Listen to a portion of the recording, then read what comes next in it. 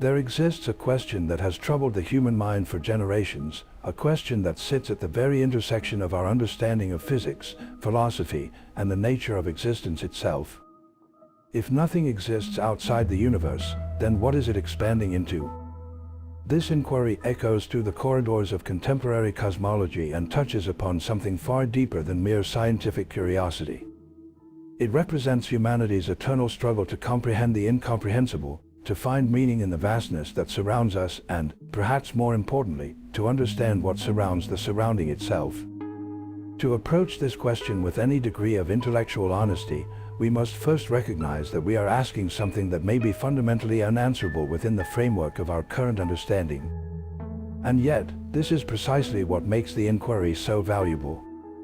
The pursuit of answers to questions that may lie beyond the reach of our current knowledge has always been the engine of human progress, the catalyst that drives us forward into new territories of understanding. When Galileo pointed his primitive telescope at the heavens, he was asking impossible questions. When Darwin observed finches on a remote archipelago, he was challenging the very foundation of how we understood our place in creation. When Einstein sat in contemplation and imagined riding on a beam of light, he was wrestling with concepts that seemed to transcend the boundaries of human comprehension. And so it is with this question we now face. The universe, as we understand it in the early decades of the 21st century, is expanding. This is not mere speculation or philosophical musing. This is observational fact, confirmed and reconfirmed through countless measurements, observations, and experiments conducted by scientists across the globe. The galaxies around us are moving away from one another. The space between them is increasing. The universe is growing larger.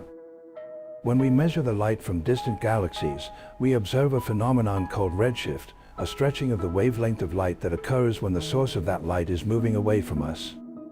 The farther away a galaxy is, the greater this redshift, and therefore the faster it is receding from us.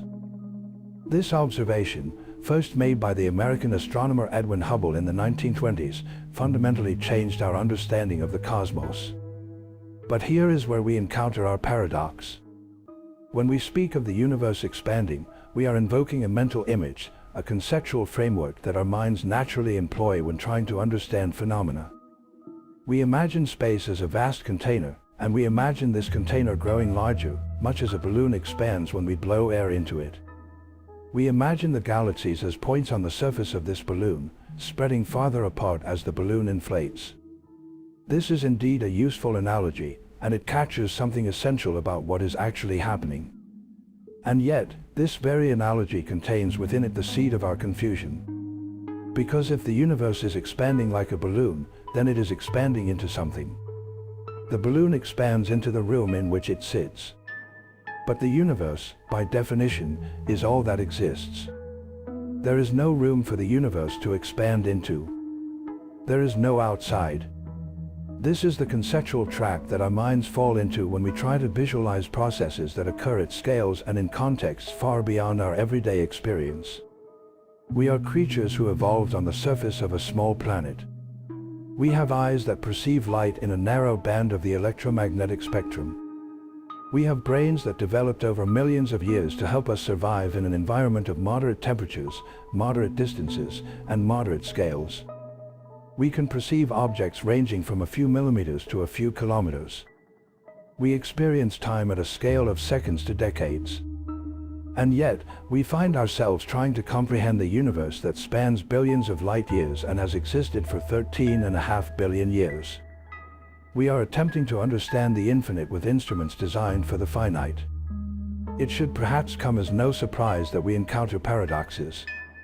Let us consider what we actually know about space and expansion, setting aside for a moment the troublesome question of what lies beyond. Space itself, according to our most successful theory of gravity and the large-scale structure of the universe, is not a mere emptiness, not a void through which things move. Rather, space is itself a fundamental feature of reality, a fabric that can stretch and contract, that can curve and distort, that can expand and contract. This understanding emerged from Einstein's general theory of relativity, published in 1916, which reconceptualized gravity not as a force pulling objects toward one another, as Newton had described, but as a curvature of the fabric of space and time itself caused by the presence of mass and energy. Imagine a rubber sheet, stretched taut. This sheet represents the fabric of space-time. If we place a marble on this sheet, the weight of the marble causes a depression, a curvature of the surface.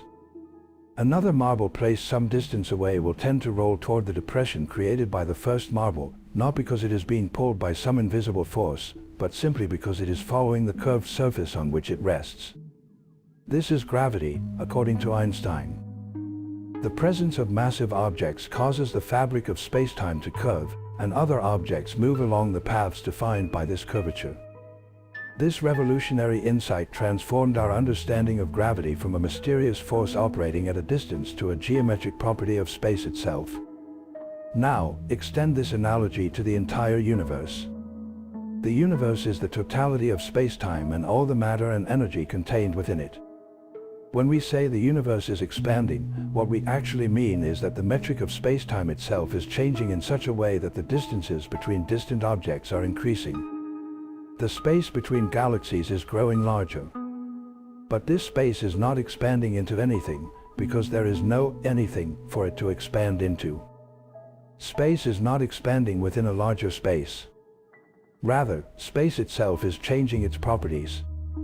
The fundamental geometry of the universe is altering. This is a crucial distinction, though it is one that our intuition often fails to grasp. To understand this more clearly, let us consider the analogy of the balloon more carefully. When we imagine the surface of a balloon expanding, we naturally think of it as expanding into the three-dimensional space surrounding it. The balloon has an outside into which it expands. But the universe does not have an outside. The universe is not a three-dimensional object moving through higher dimensional space. Rather, the universe is itself the totality of all space and time. When we speak of the universe expanding, we are describing a change in the geometry of space-time itself, not a movement through some larger space. This is where the question becomes genuinely profound. Our language and our conceptual frameworks are inadequate to describe this situation. We have no word in English that precisely captures what we mean by expansion when applied to the universe. The closest we can come is to describe it mathematically, using the tools of differential geometry and the equations of general relativity. But mathematics, while precise, often lacks the evocative power to truly communicate the wonder and strangeness of what is being described. Consider the implications of this expansion. In the early moments of the universe, all matter and energy were compressed into an unimaginably small volume. The universe was incredibly hot and incredibly dense. Then, the universe began to expand. Space itself began to grow. As it expanded, it cooled. Matter began to form. Atoms coalesced. Stars ignited. Galaxies formed. And still, the universe continues to expand. The distances between galaxies continue to grow. The universe continues to cool.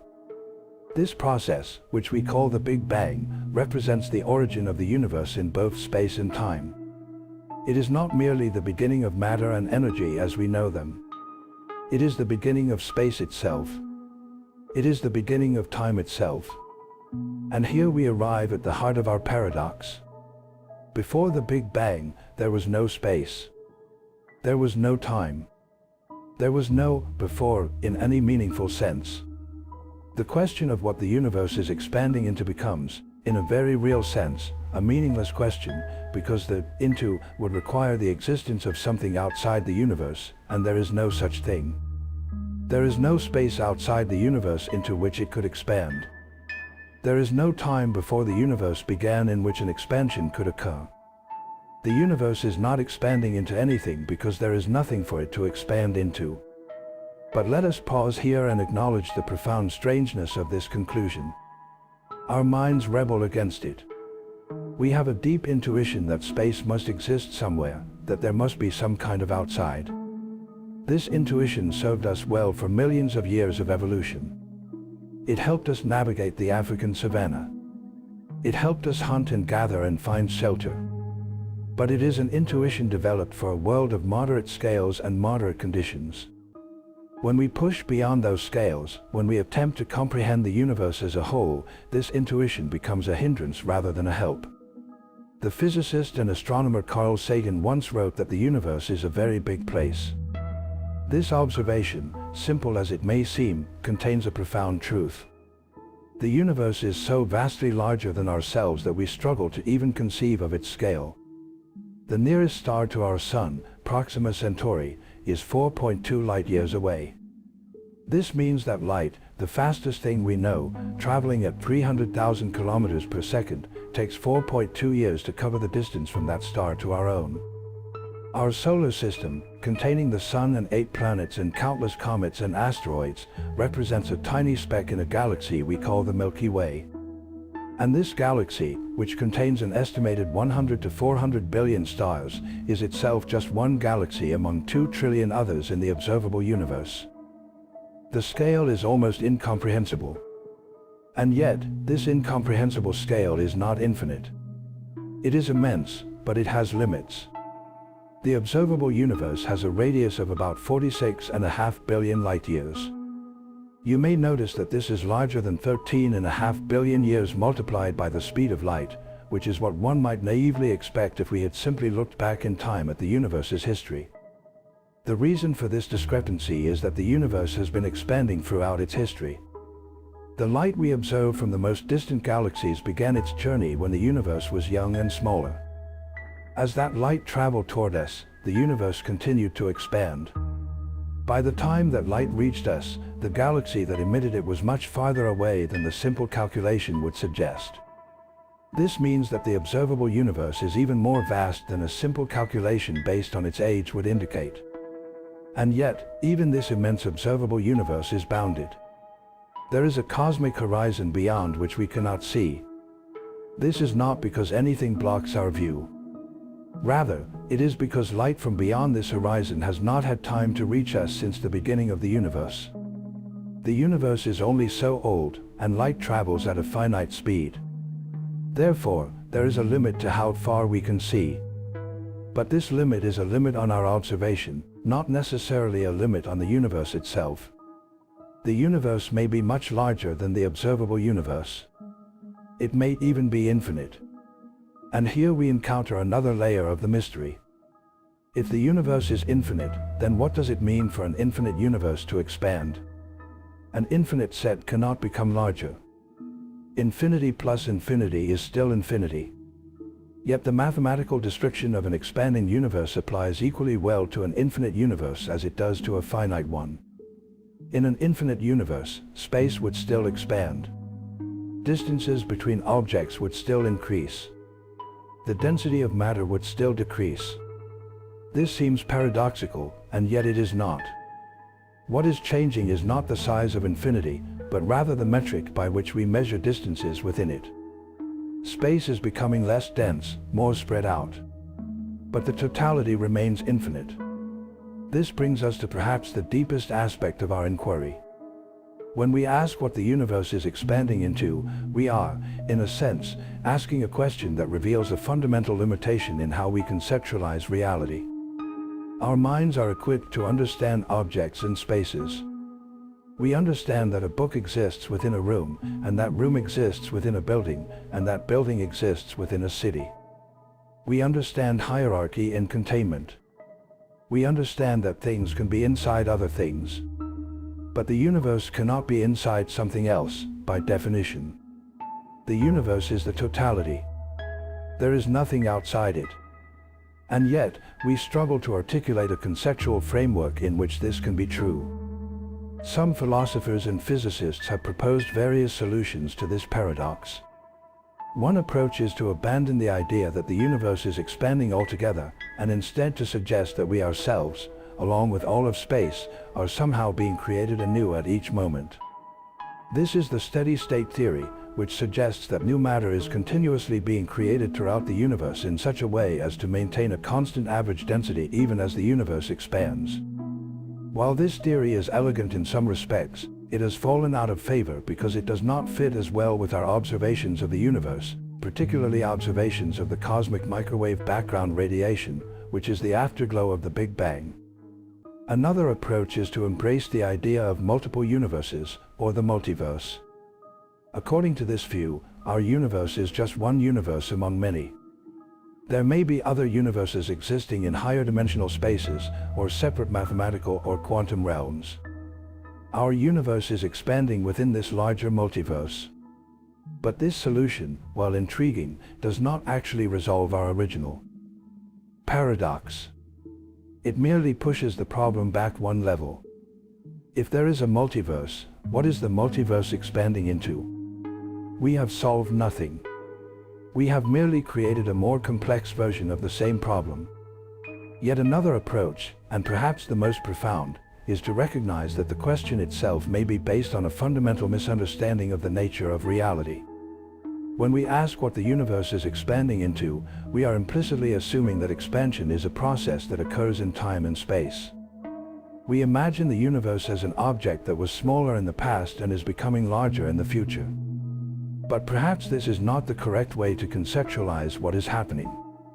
Perhaps space and time are not pre-existing substrates in which the universe exists and evolves. Perhaps space and time are themselves aspects of the universe, emerging from it, created by it. This view finds support in the modern interpretation of quantum mechanics and in loop quantum gravity, a theoretical framework that attempts to unify general relativity with quantum mechanics. In this view, space and time are not fundamental. They emerge from something more fundamental, something that we might call the quantum foam or the quantum vacuum. This quantum substrate is not located anywhere in space, because space itself emerges from it. It does not exist at any time, because time itself emerges from it. It is, in a sense, the ground of all being, the foundation upon which all of reality is constructed. If this view is correct, then the question of what the universe is expanding into becomes meaningless in a new way. The universe is not expanding into something else. Rather, the structure of space and time itself is changing. And this change is not occurring within a larger framework of space and time. It is occurring at the very foundation of reality. Let us consider the implications of cosmic expansion for the future of the universe. The expansion we observe today is not uniform. Different regions of the universe are expanding at different rates. In fact, observations made in the late 1990s revealed something that shocked the cosmological community. The expansion of the universe is accelerating. The galaxies are not just moving away from us. They are moving away faster and faster. This acceleration is attributed to something called dark energy, a mysterious form of energy that permeates all of space and exerts a repulsive effect, causing the universe to expand more rapidly. The nature of dark energy remains one of the greatest mysteries in physics. We do not know what it is. We can measure its effects. We can incorporate it into our mathematical models. But we do not understand its fundamental nature. Some theoretical physicists have suggested that dark energy is the manifestation of quantum vacuum fluctuations. Others have proposed that it might be a property of space-time itself, a kind of cosmological constant that Einstein himself famously introduced into his equations, only to later call it his greatest blunder when observations seemed to suggest a static universe.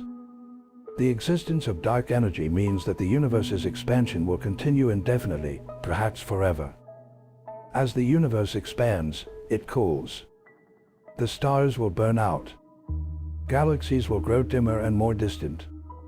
Eventually, in the far distant future, the universe may reach a state of maximum entropy, where all the energy has been evenly distributed throughout space, and no work can be done, no processes can occur. This is sometimes called heat death or the Big Freeze. It is a future that is almost too bleak to contemplate, and yet, if our current understanding is correct, it is the ultimate fate toward which the universe is moving. But let us return to the present moment, to this particular instant in cosmic history, 13.5 billion years after the Big Bang.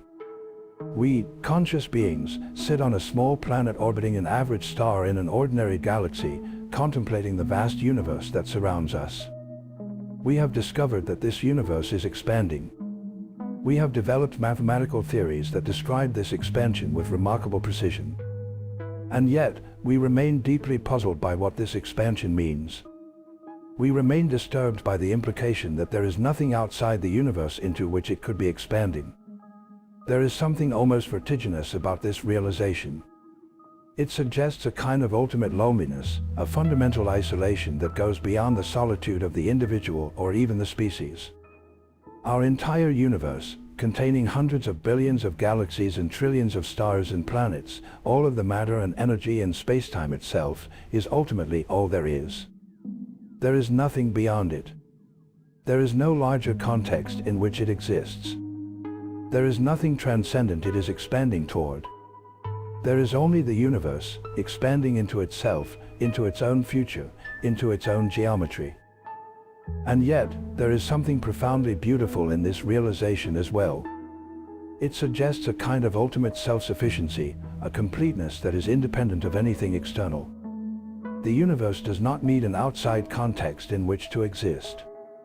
It does not need to be expanding into something else in order for its expansion to be meaningful.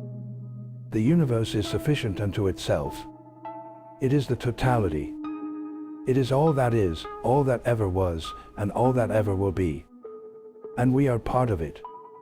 We are made of the same matter and energy that comprise the stars. We are subject to the same laws of physics that govern galaxies and black holes. We are, in a very real sense, the universe becoming conscious of itself, the cosmos reflecting upon its own nature. This brings us to an interesting philosophical question. If the universe is all that exists, and if it is expanding into nothing, in what sense can we say that it is expanding at all? Expansion, as we normally understand it, is a process that occurs in time and space. But time and space are not something external to the universe. They are part of the universe. They are aspects of the universe. So expansion is not occurring within a larger context. It is occurring as a process internal to the universe itself, as a change in the fundamental geometry of space-time. One might ask whether this expansion is real or merely apparent. Is the universe genuinely expanding, or are we merely redefining our units of measurement in a way that makes it appear to expand? This question has actually been taken seriously by some theoretical physicists. If we imagine a universe in which space-time is not expanding, but instead all matter is shrinking, would we be able to distinguish between these two scenarios through observation? In a certain sense, we would not. Both descriptions would yield identical predictions for what we would observe. And yet, there is a way to distinguish between these scenarios. In an expanding universe, the cosmic microwave background radiation, the afterglow of the Big Bang, would be cooler in the present than it was in the past. In a shrinking matter universe, the cosmic microwave background would be hotter in the present than it was in the past. When we make observations, we find that the cosmic microwave background is indeed cooler now than it was in the past. This means that it is space that is genuinely expanding, not matter that is shrinking. Or perhaps it would be more accurate to say that space is expanding and matter is not shrinking, so from any given perspective, things appear to be moving apart. But again, this distinction between space expanding and matter shrinking depends on our choice of coordinate system, our choice of how to measure distance and time. In the end, what matters are the physical observations and predictions, not the coordinate system we choose to describe them. And the physical reality is that distances between distant galaxies are increasing, that the universe is cooling, that the density of matter is decreasing. Let us consider another angle on this problem. In quantum mechanics, which describes the behavior of matter and energy at the smallest scales, there is a principle called the uncertainty principle, formulated by Werner Heisenberg. This principle states that there are certain pairs of physical properties, such as position and momentum, or energy and time, that cannot both be measured with arbitrary precision simultaneously. The more precisely you know one, the less precisely you can know the other. Some physicists have speculated that this principle might apply at the largest scales as well. Perhaps there is a fundamental limit to how much we can know about the universe as a whole. Perhaps the question of whether the universe is finite or infinite, or what it is expanding into, are questions that are ultimately limited by some deep principle of uncertainty at the cosmic scale. We may be able to measure the expansion rate to arbitrary precision. We may be able to map the distribution of matter to extraordinary detail. But there might be some fundamental questions about the nature of the universe as a whole that remain forever beyond our reach. This brings us to an important philosophical consideration. Science is a method for understanding the natural world through observation and experimentation. It is a powerful method, and it has led to tremendous insights into the nature of reality. But there are limits to what science can tell us. Science cannot answer certain kinds of questions. It cannot tell us why there is something rather than nothing. It cannot tell us whether the universe has meaning or purpose. It cannot tell us what we ought to do with our lives. Similarly, science may not be able to definitively answer the question of what the universe is expanding into, not because the answer is complicated or requires more research, but because the question itself may be poorly formulated. The question presupposes a framework of space and time that lies outside the universe, a framework within which the universe is embedded. But modern cosmology suggests that no such framework exists. Space and time are aspects of the universe itself, not something external to it. Therefore, the question of what the universe is expanding into may be a question that arises from a misunderstanding of the nature of space, time, and the universe itself. And yet, even if this is true, the question remains fascinating. It reveals something important about how we think, about the categories and concepts through which we structure our understanding. It shows us how our minds naturally fall into certain patterns, how we struggle to imagine situations that lie outside our ordinary experience.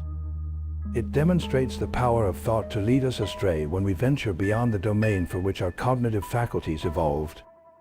Throughout human history, our understanding of the cosmos has undergone profound transformations. The ancient Greeks imagined the universe with the Earth at the center, surrounded by celestial spheres to which the stars and planets were attached. Medieval Christian cosmology incorporated this model into a hierarchical structure of heavens and hells. In the 16th century, Copernicus proposed that the Sun, not the Earth, was at the center of the solar system. This was a radical shift in perspective, one that many found deeply troubling, for it seemed to diminish humanity's place in the cosmic order. But Copernicus's heliocentric model was merely the beginning of a series of displacements that would gradually move humanity farther and farther from the center of things. Galileo's telescope revealed that Jupiter had moons orbiting it, not the Earth. Newton's laws of motion and gravity showed that celestial bodies obeyed the same laws of physics as objects here on Earth.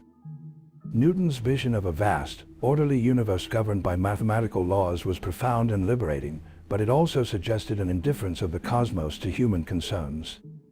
In the 19th century, Darwin's theory of evolution by natural selection displaced humanity from the biological center, showing that we were not specially created but rather evolved from simpler organisms over vast stretches of time.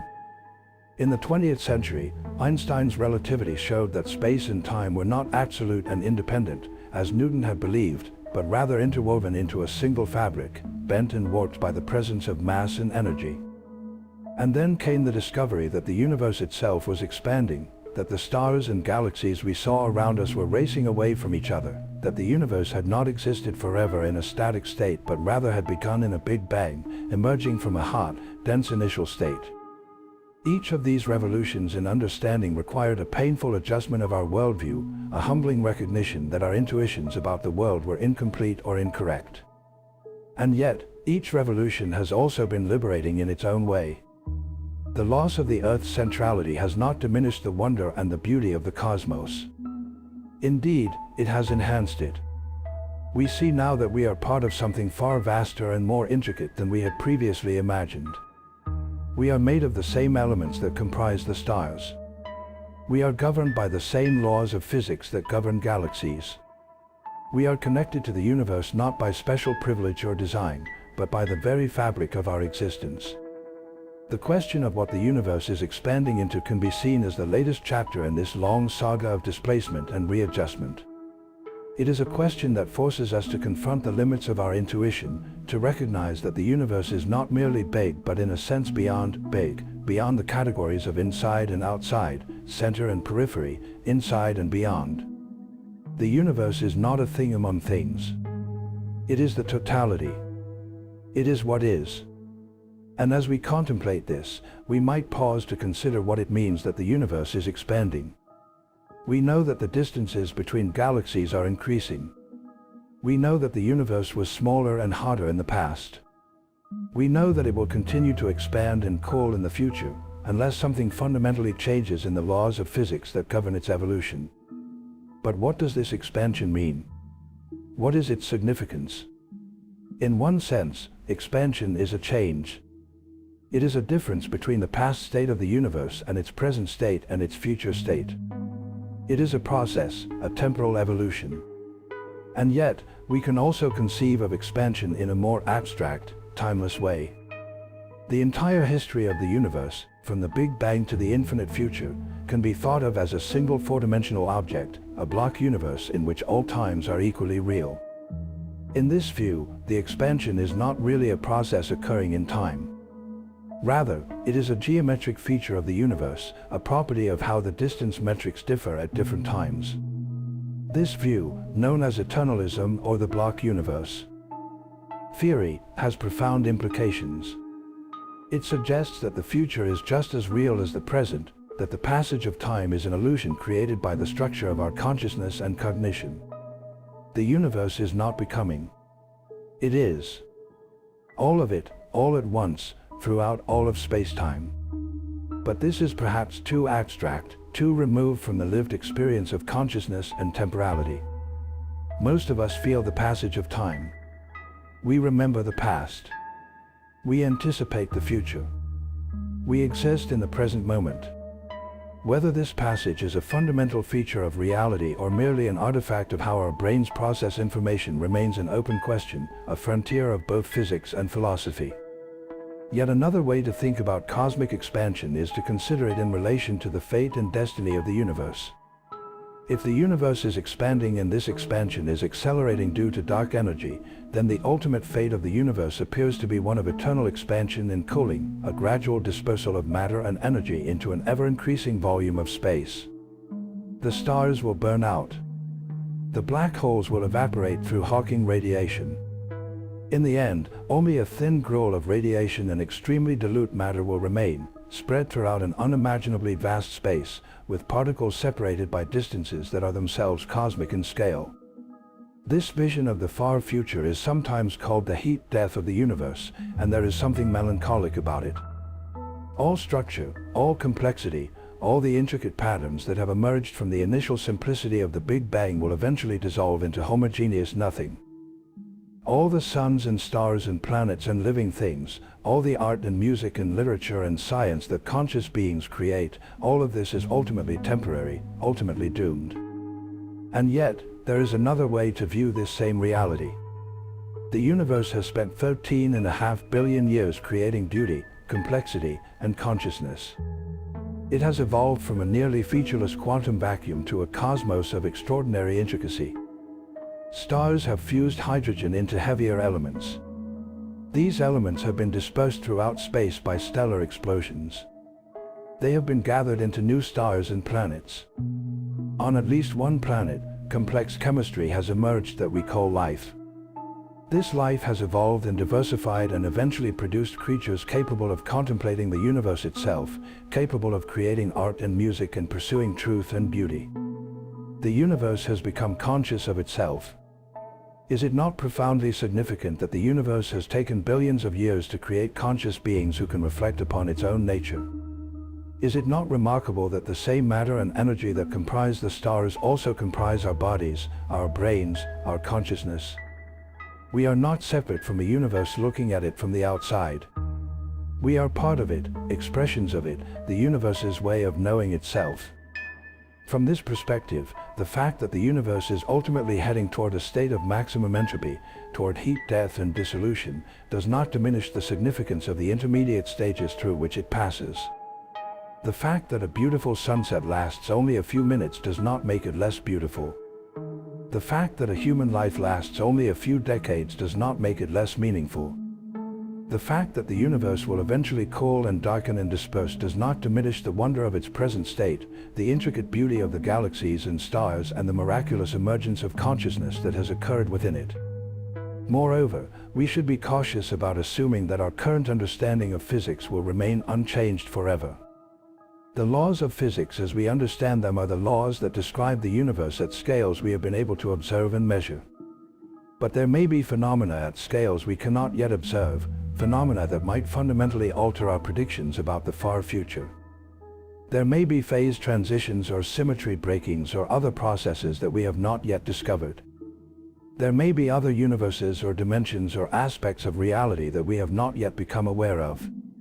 The future, while constrained by the laws we know, is not entirely predictable. It remains in some sense open. And so, returning to our original question, if nothing exists outside the universe, what is it expanding into? The most honest answer is that the question, as posed, contains a conceptual confusion. It presupposes that there is something called outside the universe, into which the universe is expanding. But by definition, there is no outside the universe. The universe is the totality of all that is. There is no space beyond it into which it could expand. There is no time before it in which an initial expansion could begin. And yet, this answer, while correct, does not fully satisfy our curiosity. It does not quell our sense that something is still not understood, that the question, while perhaps poorly formulated, points to something genuine and important. And perhaps this is itself an important insight. Perhaps the value of the question lies not in its answer but in what it reveals about the limits of our understanding and the structure of our conceptual frameworks. The question itself is a kind of mirror, reflecting back to us our assumptions about space, time, existence, and reality. Let us consider one more approach to this question, one that ventures into the realm of speculative physics. Some theoretical physicists have proposed models of the universe in which our universe is not the only universe, but rather one among many in a vast multiverse. According to these models, universes may be created in various ways. Some may bud off from existing universes through quantum tunneling processes. Some may exist in higher dimensional spaces, beyond our ability to directly observe. Some may be generated by the internal dynamics of other universes. In such a multiverse scenario, our universe would not be expanding into nothing. It would be expanding within the larger multiverse.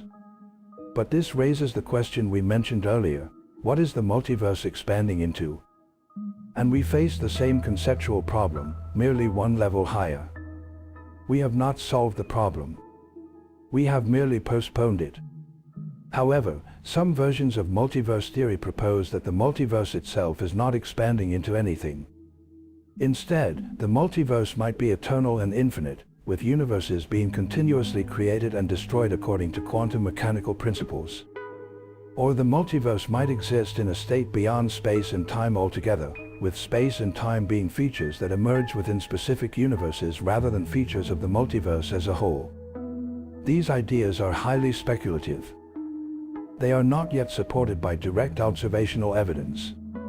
They may prove to be dead ends, beautiful mathematical constructs that do not correspond to reality.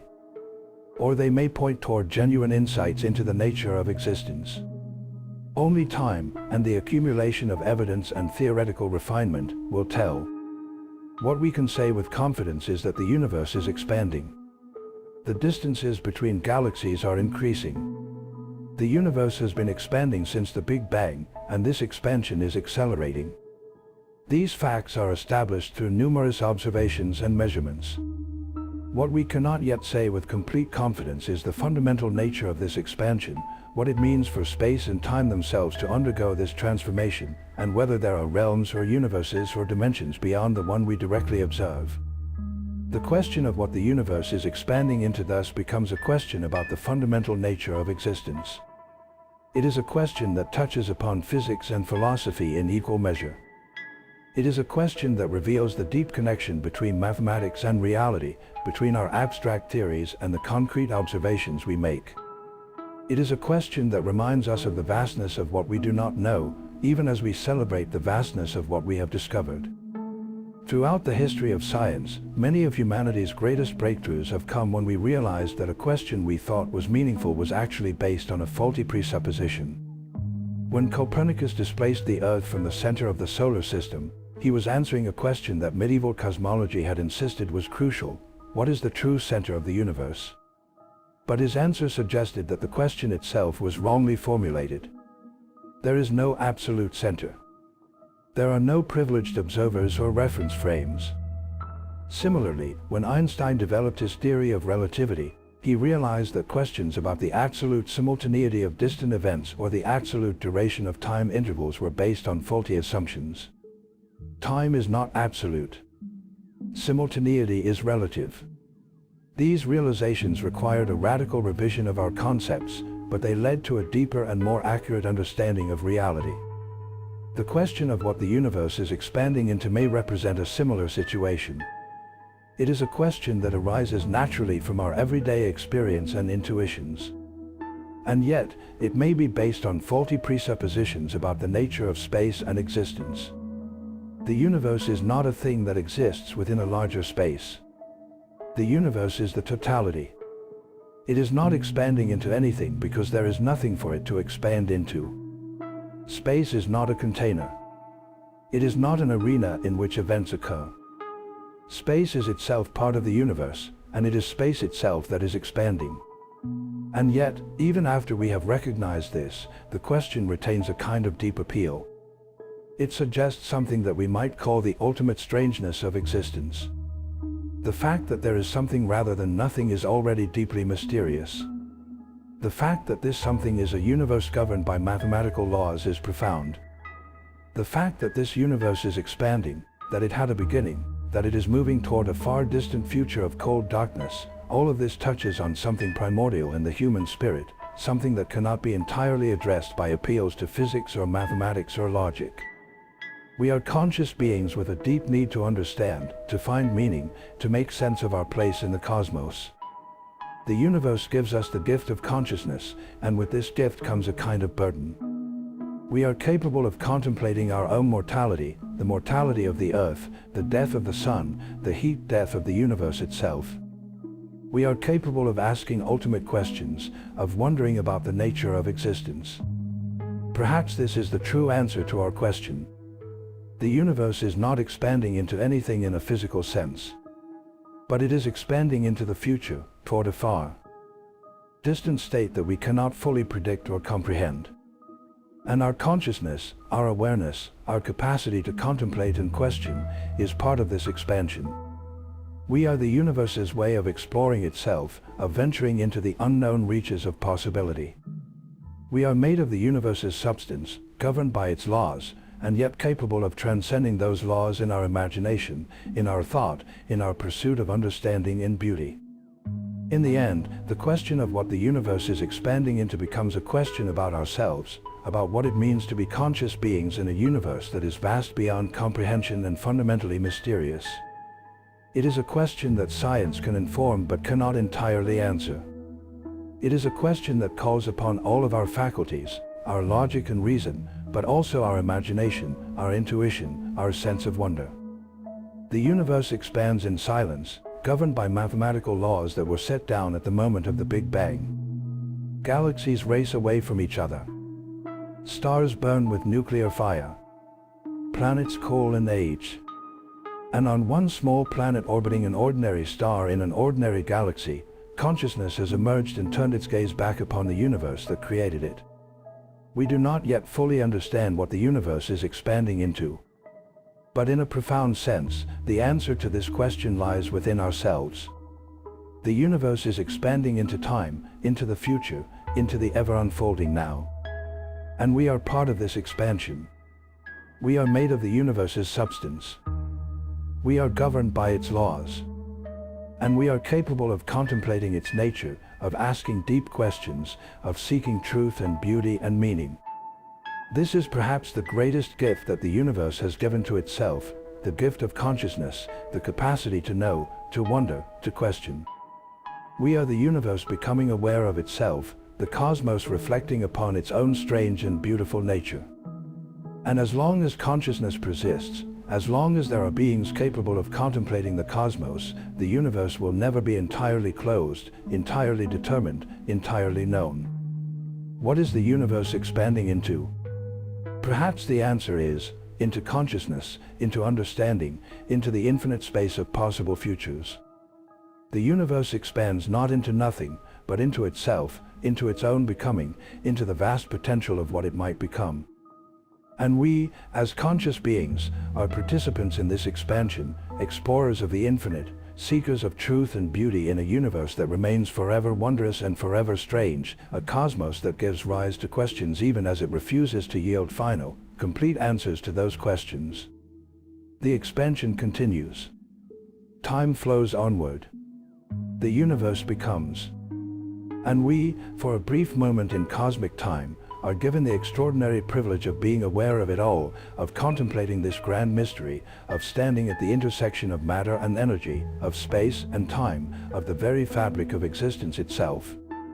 This is the gift and the burden of consciousness. This is what it means to be alive in a universe that is expanding into the great unknown, into the vast reaches of futurity, into possibilities that we cannot yet imagine. And so we must hold the question lightly, acknowledging both the limits of our understanding and the profound significance of the mystery itself.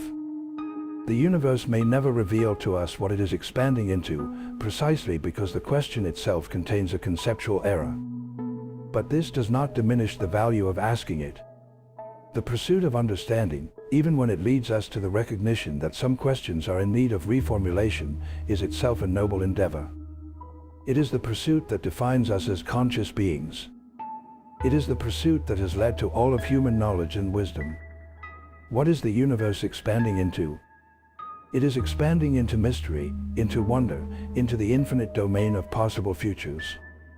And we are expanding along with it, both literally, as the atoms of our bodies are spread through the expanding space of the universe, and figuratively, as our understanding grows and deepens and reaches out toward ever more profound insights into the nature of reality. The question remains open, not because we lack the intelligence to answer it, but because it points to something fundamental about the nature of existence that our current frameworks and categories struggle to capture. And perhaps this is as it should be. Perhaps the universe is meant to remain partially mysterious, forever beyond the complete grasp of any finite mind. Perhaps the universe has infinite depths that can never be fully plumbed, mysteries that can never be completely solved. And in this eternal mystery, in this fundamental openness of existence, there is not despair but wonder, not confusion but invitation. The universe invites us to understand it, even as it suggests that complete understanding may be forever beyond our reach. The universe challenges us to think deeply, to question our assumptions, to venture beyond the boundaries of conventional thinking. And in this venture, in this eternal dialogue between the human mind and the mystery of existence, we find meaning, purpose, and the profound beauty of consciousness contemplating its own source. What is the universe expanding into? The answer may be silence. The answer may be consciousness. The answer may be mathematics. The answer may be time. The answer may be something we have not yet conceived of, something that requires new concepts, new frameworks, a transformation in how we understand existence itself. But whatever the answer may be, the question itself is beautiful. The question itself honors the great mystery at the heart of reality. And in asking it, in dwelling with it, in allowing it to challenge our assumptions and expand our horizons, we participate in the eternal human endeavor to understand, to know, to touch the infinite. The universe expands. And we expand with it. In mind, in spirit, in understanding, in consciousness. We are part of the expansion. We are the universe's way of knowing itself. And in this profound and beautiful fact lies the answer to our question, not as a logical resolution of a paradox, but as a lived experience of being conscious, of being alive, of being one with the vast and wondrous cosmos that unfolds in all directions around us and within us. Throughout the course of human intellectual history, we have developed increasingly sophisticated tools for examining the universe. We have built telescopes that gather light from the most distant objects in the cosmos. We have created detectors sensitive enough to register individual particles of radiation. We have sent robotic explorers to distant worlds. And yet, despite all these remarkable achievements, we remain fundamentally limited in what we can observe and measure. We see only the portion of the universe from which light has had time to reach us since the Big Bang. We measure only those frequencies of radiation to which our instruments are sensitive. We access only those scales that are large enough or small enough to be within our reach. Given these limitations, it is all the more remarkable that we have been able to construct such a detailed and comprehensive picture of the universe as we have. We know the age of the universe to within a few 100 million years. We know the composition of the distant objects to remarkable precision. We know the history of the universe from fractions of a second after the Big Bang to the present day. This knowledge has been hard-won, the result of centuries of observation, measurement, and theoretical development. But our knowledge is not complete. There remain many mysteries. The nature of dark matter, which comprises 85% of the matter in the universe, remains unknown. The nature of dark energy, which comprises 68% of the total mass energy content of the universe, remains enigmatic. The fundamental nature of space-time itself, and whether it is discrete or continuous, remains an open question. The question of whether quantum mechanics and general relativity can be unified into a single coherent theory of everything remains unsolved. And at the heart of all these mysteries lies the deep question with which we began: if nothing exists outside the universe, what is it expanding into? This question, we have seen, is not easily answered, because it presupposes a framework that may not apply to the universe as a whole. But this does not diminish its importance. The question points to something genuine and important, something about the fundamental nature of existence that we are still struggling to understand. Let us consider the philosophical implications of an expanding universe. In ancient and medieval cosmology, the universe was thought to be eternal, infinite, and unchanging. God, in the medieval conception, was eternal and unchanging, and the universe that God created reflected these divine properties. The universe existed as a kind of plenum, a complete and perfect totality that could not change or evolve or grow, because any change would suggest imperfection or incompleteness in the divine creation. But the modern conception of the universe is radically different. The universe had a beginning. It was born in the Big Bang. It has evolved over billions of years, developing structure and complexity. It is currently expanding and cooling. And if current theoretical frameworks are correct, it will continue to expand and cool indefinitely into the far future. This is a universe that is dynamic, changing, evolving. It is a universe that is not static but temporal, not eternal in the traditional sense but having a history. This shift in perspective has profound philosophical implications. If the universe is not eternal and unchanging but rather had a beginning and will have an end, then what does it mean for there to be something rather than nothing? This question, which has troubled philosophers since the dawn of philosophy, becomes acute in the context of modern cosmology. The universe exists. It is not necessary that it exists, in the sense that we can imagine a state in which nothing exists at all. And yet, the universe does exist. Why? Various philosophical traditions have attempted to answer this question. Some appeal to God, positing that God is the necessary being upon which all contingent beings depend. Some appeal to some kind of fundamental principle or ground of being. Some suggest that the question is itself meaningless, that it presupposes the existence of some being or principle that can serve as the foundation for all other beings, but this presupposition is unjustified.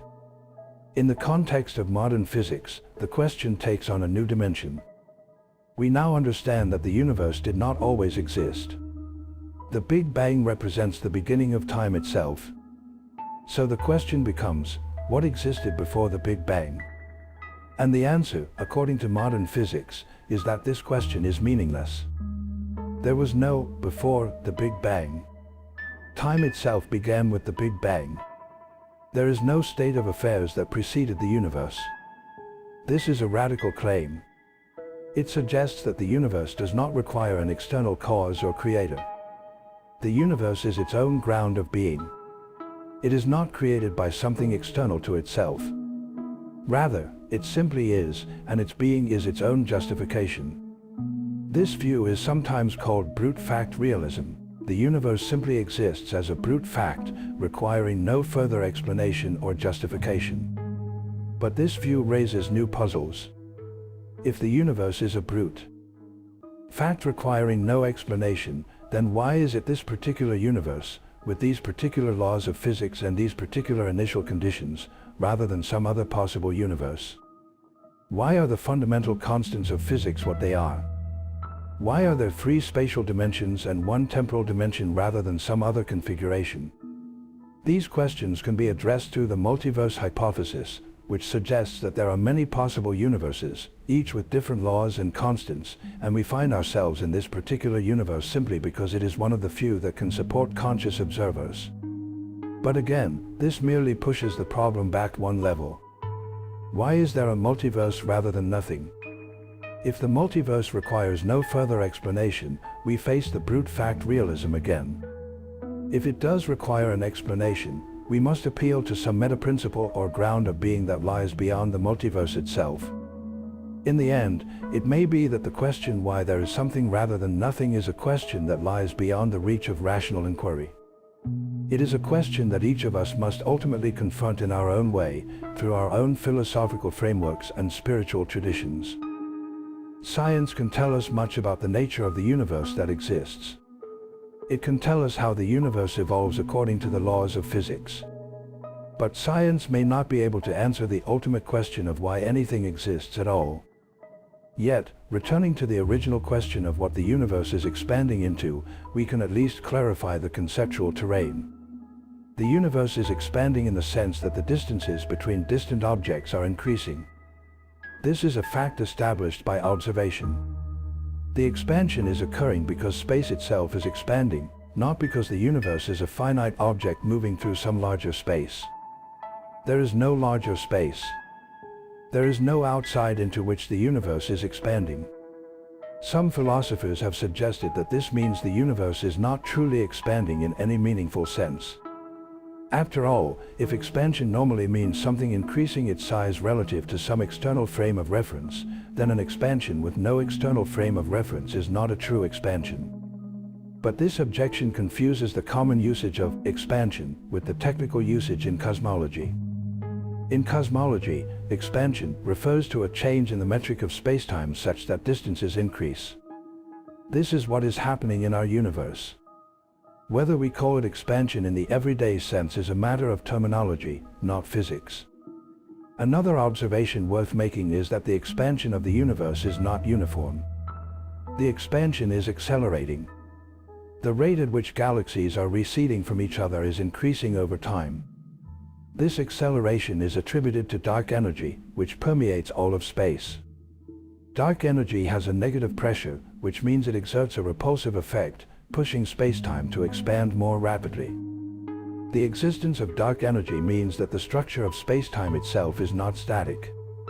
Space is not merely a passive arena in which events occur. Space is dynamic. It has properties that affect the evolution of the universe. Space can expand or contract. Space can curve or be flat. Space can have positive or negative energy density. These properties of space are not things that occur in space. They are properties of space itself. This brings us back to our central question with renewed perspective. When we ask what the universe is expanding into, we are asking what it is expanding relative to.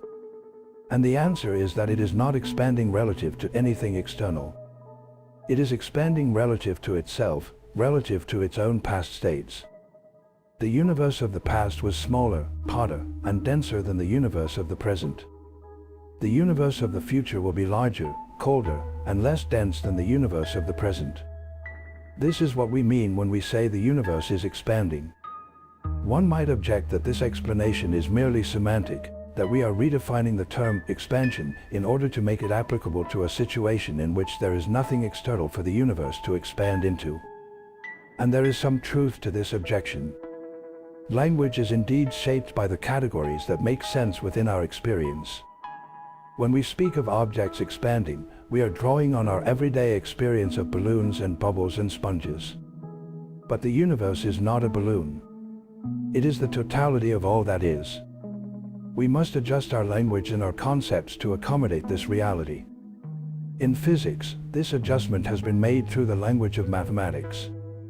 General relativity describes spacetime not in terms of everyday concepts like expansion or contraction, but rather in terms of changes in the metric tensor, a mathematical object that specifies the distance between nearby points in spacetime. When we say the universe is expanding, what we mean mathematically is that the scale factor of the metric tensor is increasing as a function of time. This is a precise, unambiguous statement that does not carry with it the confusing connotations of the everyday word expansion. And yet, despite the precision of the mathematical description, the mystery remains. The universe is expanding. The metric is changing. Distances are increasing. But what does this mean? What is the underlying reality to which the mathematics corresponds? These are questions that physics alone cannot fully answer. They are questions that require contemplation, meditation, and a kind of philosophical thinking that goes beyond the technical content of the theories. Consider, for a moment, the nature of time in an expanding universe. Time flows from past to future. We remember the past. We anticipate the future. We experience the present as a moving boundary between the two. But what is time, really? Is it a dimension like space? Is it the substrate in which change occurs? Is it merely an aspect of consciousness, a way that our brains organize sensory information? In relativity theory, time is treated as a dimension not fundamentally different from the spatial dimensions. Time and space are woven together into a four-dimensional continuum called spacetime. Past and future are not fundamentally different from up and down or left and right. All times are equally real. The future has as much ontological status as the past. This view is sometimes called eternalism or the block universe view. But there is a problem with eternalism when combined with the expanding universe picture. If all times are equally real, then how can the universe be expanding? Expansion suggests that the universe is smaller in the past and larger in the future. But if both past and future are equally real, then in what sense is the universe becoming larger? Is not the entire history of the universe, from Big Bang to far future, already complete and determinate? One way to address this question is to say that expansion is not a temporal process but a geometric property. The entire history of the universe, from beginning to end, forms a four-dimensional spacetime manifold with a specific geometry. This geometry has the property that the distances between distant objects are smaller at earlier times and larger at later times. In this geometric picture, expansion is not something that happens in time. Rather, it is a property of how the geometry varies as one moves through the temporal dimension. The universe is not expanding. Rather, the universe is a four-dimensional structure with a certain geometry, and this geometry has the property that is captured by the concept of expansion. But this geometric picture, while mathematically precise, seems to miss something important. It seems to abstract away from the lived experience of temporality, the sense that time is flowing, that the future is coming into being, that we are moving through time from a remembered past toward an anticipated future. The block universe view suggests that this sense is illusory, that the temporal flow is not a feature of reality but merely a feature of how our consciousness engages with reality. And yet, it is far from clear that this conclusion is justified. The block universe view is one interpretation of relativity theory, but it is not the only interpretation. Other interpretations, such as the growing block universe or the presentist view, suggest that the future is not yet real, that only the present exists, and that time truly flows. These alternative interpretations are less commonly discussed in physics, but they remain philosophically viable. The question of the nature of time is intimately connected to the question of what the universe is expanding into. If time truly flows, if the future is genuinely open and not yet determined, then expansion can be understood as a temporal process. The universe is expanding as it evolves through time. It was smaller and denser in the past and is larger and cooler in the present. It will continue to expand in the future. But if time is not truly flowing, if all times are equally real and the future is already determinate, then expansion must be understood differently. It must be understood as a geometric property of the four-dimensional spacetime structure, not as a process occurring in time. And if this is the case, then what the universe is expanding into is neither space nor time, but rather the entire four-dimensional structure itself. The universe is not expanding into anything external. It is manifesting its own intrinsic geometry, expressing its own mathematical structure. Both of these ways of thinking about expansion have appeal. The first, which treats expansion as a temporal process, aligns with our intuitive understanding of time and change. The second, which treats expansion as a geometric property, aligns with the mathematical structure of relativity theory. Neither view is clearly superior to the other. They may both be capturing different aspects of a deeper reality that we do not yet fully understand. What can we say with certainty is that the universe is expanding in the sense that the distances between distant objects are increasing. This is an observational fact. The explanation of this fact, the interpretation of what this fact means about the nature of time and existence, remains open to philosophical discussion and further theoretical development. In the end, the question of what the universe is expanding into may not have a definitive answer. It may be that the question, as formulated, rests on assumptions that do not hold at the cosmic scale. It may be that we must fundamentally revise our concepts of space, time, and existence in order to properly address the question. It may be that there are aspects of the answer that lie beyond the reach of human understanding, that exceed the capacity of our minds to comprehend. And yet, the pursuit of understanding, even in the face of these difficulties, remains valuable. The struggle to comprehend the cosmos, the effort to expand the boundaries of human knowledge, the willingness to question our assumptions and revise our frameworks of understanding, all of these are noble endeavors. They are what make us human. They are what drive us forward. The universe expands. We are part of this universe. We are made of its substance. We are subject to its laws. And we are capable of contemplating it, of wondering about it, of asking questions about its nature and our place within it. This capacity for contemplation, for wonder, for questioning, is perhaps the greatest gift that the universe has given to any of its constituents. To exercise this capacity, to pursue understanding even when the path is difficult and the destination uncertain, is to participate in something that transcends the merely physical. It is to participate in the universe's effort to know itself. Let us now venture deeper into the theoretical landscape and explore some of the more speculative and cutting-edge ideas in contemporary cosmology and theoretical physics. These ideas remain at the frontier of human knowledge, not yet confirmed by observation but grounded in rigorous mathematical frameworks and informed by the empirical data we have collected.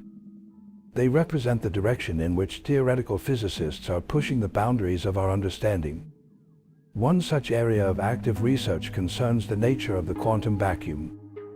At the smallest scales of existence, below the reach of any particle accelerator we have yet built, the universe is not empty.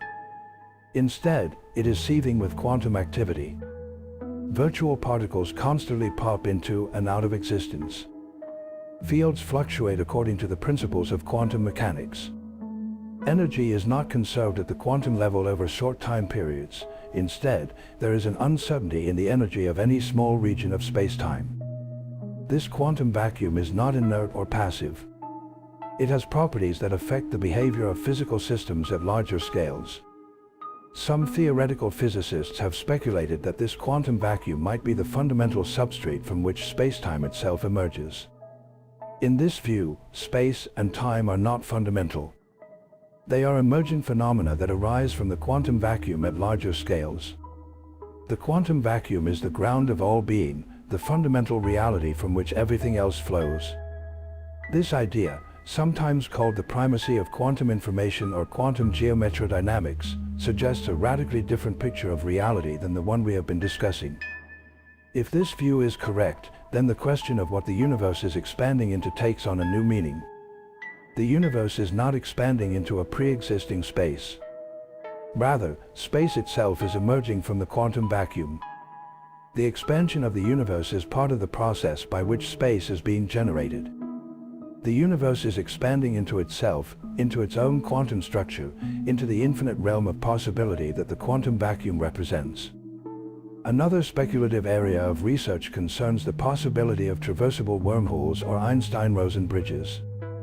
These are mathematical solutions to Einstein's field equations that would, if they existed and could be stabilized, provide shortcuts through spacetime. A wormhole would connect two distant regions of spacetime through a kind of tunnel. An object traveling through the wormhole could traverse this distance much more quickly than it could traveling through ordinary space. Although we have no evidence that such wormholes actually exist, their mathematical possibility suggests that spacetime may have a more complex topology than we ordinarily imagine. If wormholes do exist, this would have profound implications for our question. It would suggest that the universe is not simply connected, that it has a more complex structure than we have assumed. But even the existence of wormholes would not require that the universe be expanding into something external. The wormholes would be features of the space-time structure itself, not evidence of an external space into which the universe is expanding.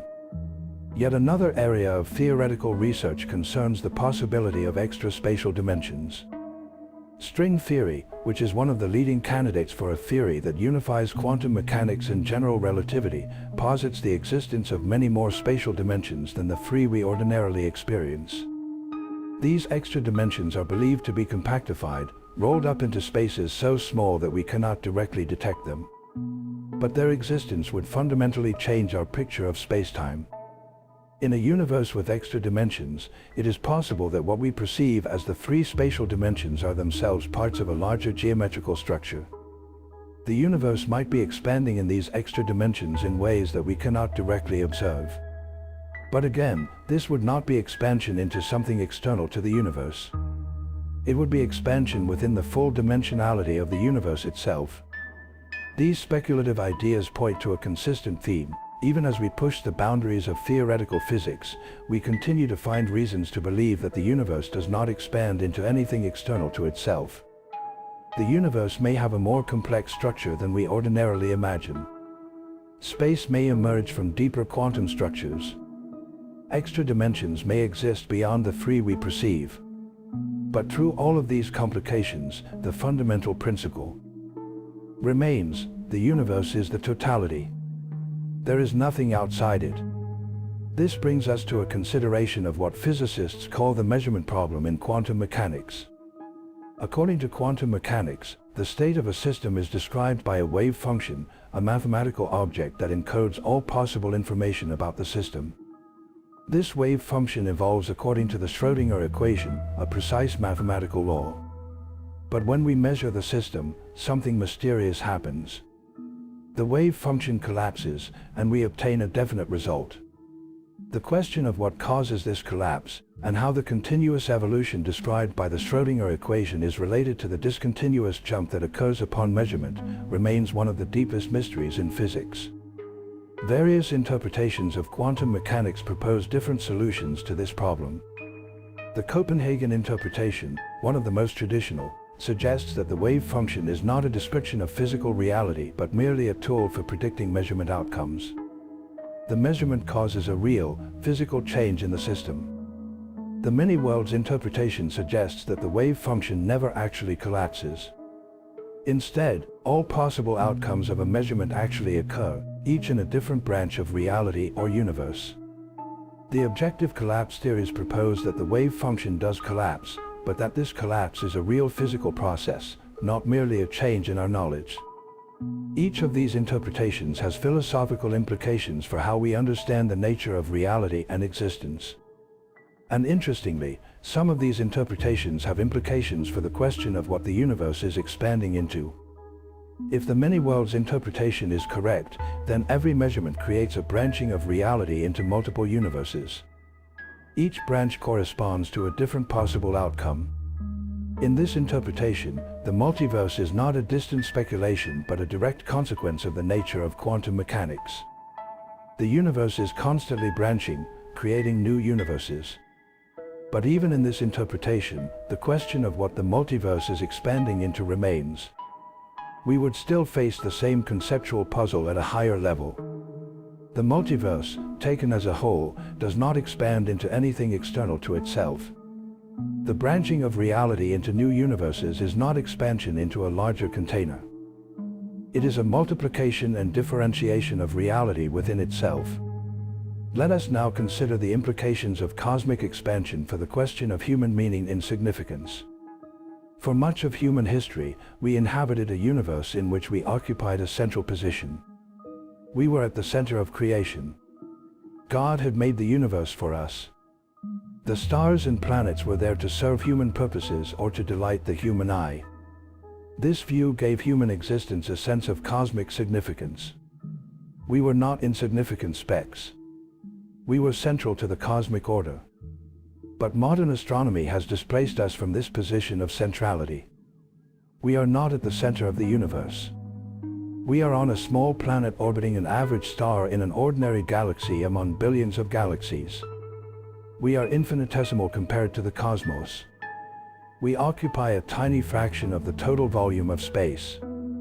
We exist for an infinitesimal fraction of cosmic time. By any ordinary measure, human beings are utterly insignificant in the grand scheme of things. This realization, which came gradually over the course of centuries, from Copernicus to Newton to Darwin to Einstein and beyond, has been deeply troubling to many. It seems to drain human existence of meaning and significance. If we are so small and the universe is so large, if our lives are so brief compared to cosmic timescales, why should we care about anything? Why should we strive or create or love? What is the point? And yet, there is another way to look at this situation, one that finds meaning and significance not in human centrality but in the very fact of human consciousness within the cosmos. We are small, but we are self-aware. We are brief, but we are capable of contemplating things far larger and older than ourselves. We are made of the same matter as the stars, and yet we are capable of understanding the stars, of uncovering the laws that govern them, of glimpsing the ultimate nature of reality. This capacity for understanding, this ability to transcend our immediate experience and grasp truths about the universe that far exceed us in scale and duration, is itself something profound. It is perhaps the most significant fact about human existence. We are not merely matter arranged in particular patterns. We are conscious matter, aware matter, matter that can turn back on itself and contemplate its own nature. In a universe that is expanding into infinity, in a cosmos that is calling toward a state of maximum entropy and eventual heat death, in a reality that seems indifferent to human concerns and human hopes, the fact that consciousness has emerged and that we are capable of contemplating the universe is not insignificant. It is, in fact, the most significant thing we know of. It may be the most significant thing that exists anywhere in the cosmos. This is the perspective that emerges from the work of thinkers like Carl Sagan and Jacques Monod, who grappled with the apparent meaninglessness of a universe described by modern physics and found, not despair, but a kind of courage in defiance. The universe does not hand us meaning. The universe is not designed for our benefit. And yet, we create meaning. We find purpose. We pursue truth and beauty despite the fundamental indifference of the cosmos. This is not weakness or delusion. This is the highest expression of human dignity and freedom. From this perspective, the question of what the universe is expanding into can be seen as an expression of the deepest human longings. We want to know our place in the cosmic order. We want to understand the ultimate nature of reality. We want to find meaning and purpose in existence. The fact that these longings exist, that we are capable of asking such questions, is itself a kind of answer. We are part of the universe that contemplates itself. We are the cosmos becoming conscious of its own expansion, its own evolution, its own mysterious nature. Let us now turn our attention to some of the observational data that has shaped our understanding of cosmic expansion. In the late 1990s, teams of astronomers independently discovered that the expansion of the universe is accelerating. This discovery was so unexpected and so important that the Nobel Prize in Physics was awarded for it in 2011. The observational technique used was to observe distant supernovae, the explosive death of certain stars. These supernovae are so luminous that they can be observed from vast distances. By observing their apparent brightness and measuring their redshift, astronomers can determine their distance and the speed at which they are receding. When they plotted this data, they found that distant galaxies were receding faster than would be expected if the expansion rate were constant. This discovery led to the hypothesis that the universe is dominated by a mysterious form of energy with negative pressure, which has come to be called dark energy. This dark energy makes up about 68% of the total mass energy content of the universe. Matter, both ordinary matter and dark matter, makes up only about 32%. And ordinary matter, the kind of matter that comprises stars and planets and people, makes up only about 5% of the total mass energy content of the universe. This means that most of the universe is not what we traditionally think of as matter or energy.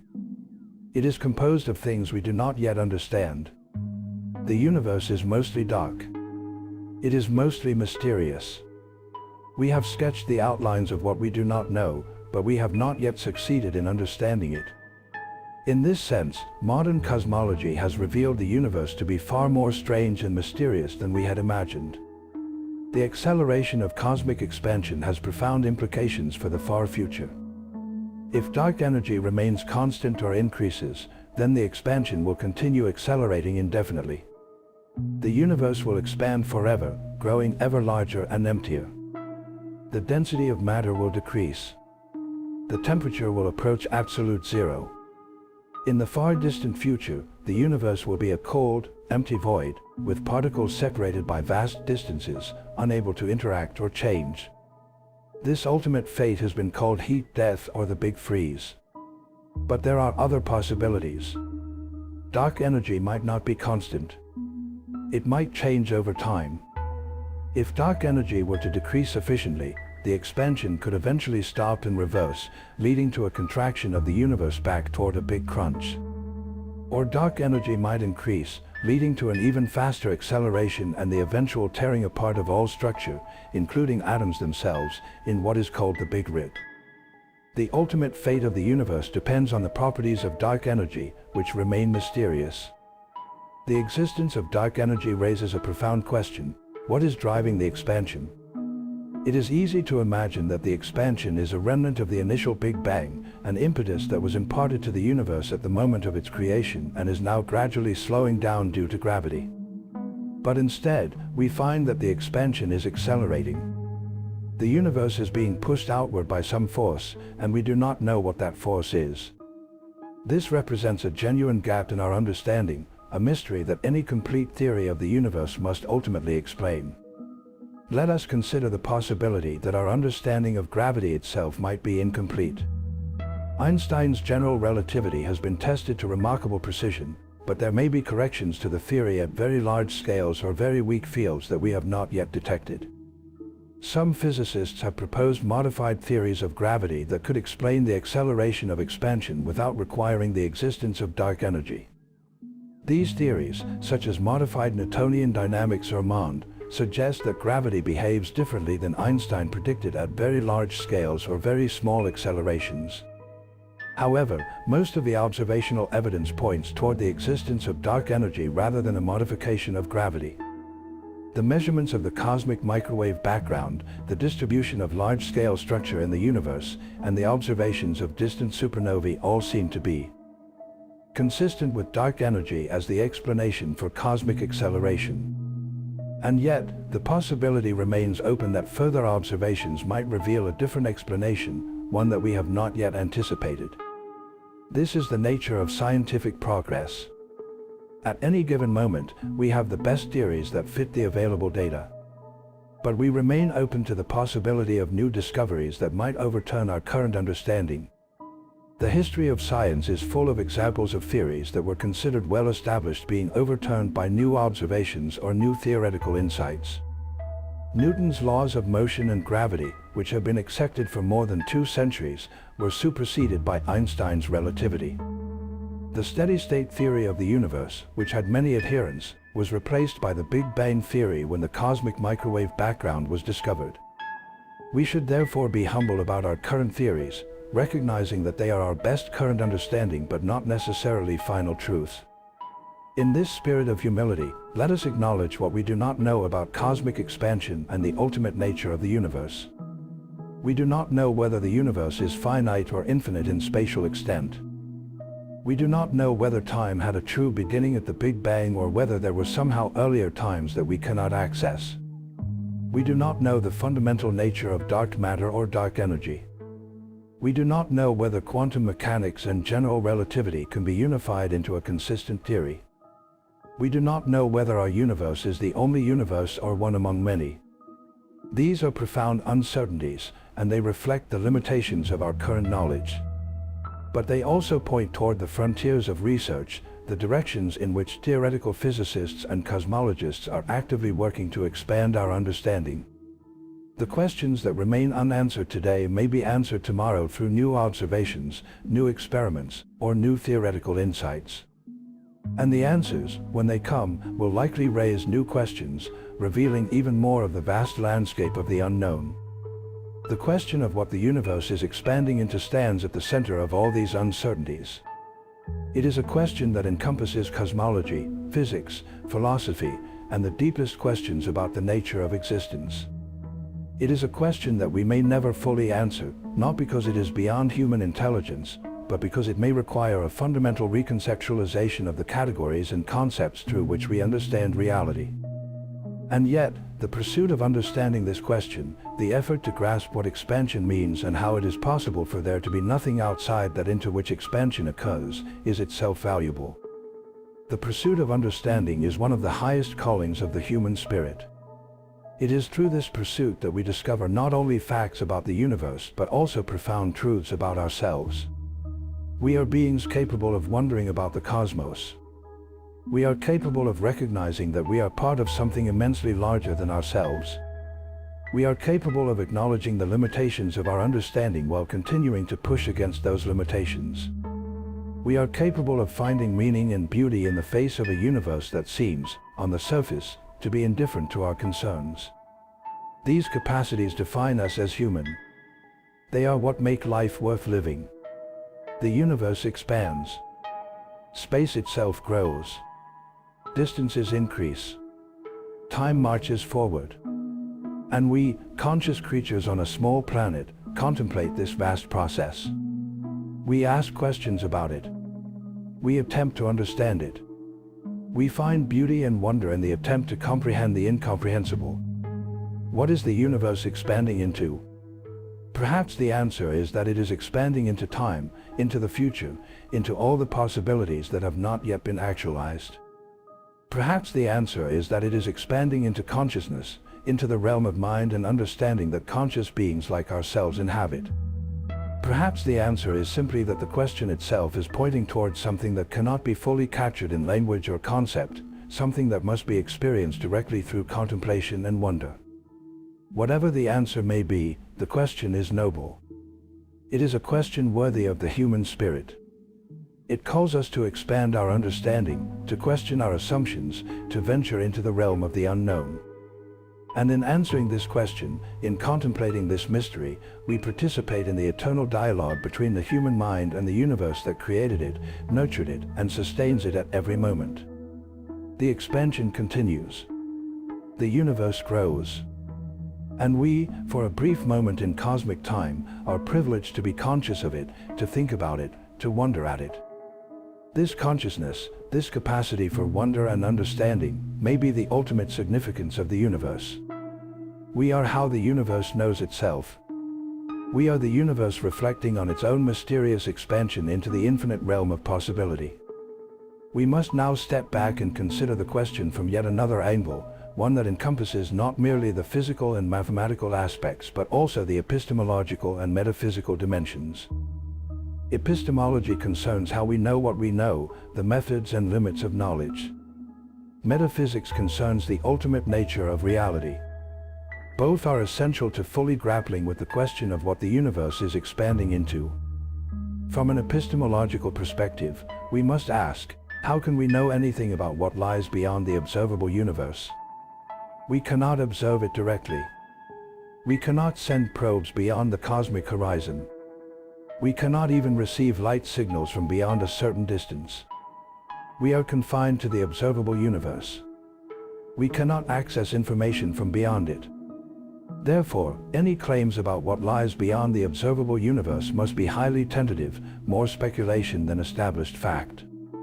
This epistemological limitation is important to acknowledge. Much of what we have discussed regarding the nature of cosmic expansion and the question of what the universe is expanding into rests on theoretical frameworks and mathematical models that go far beyond what can be directly observed and tested. String theory, the multiverse hypothesis, loop quantum gravity, all of these represent attempts to describe reality at scales and in conditions that we cannot access through observation.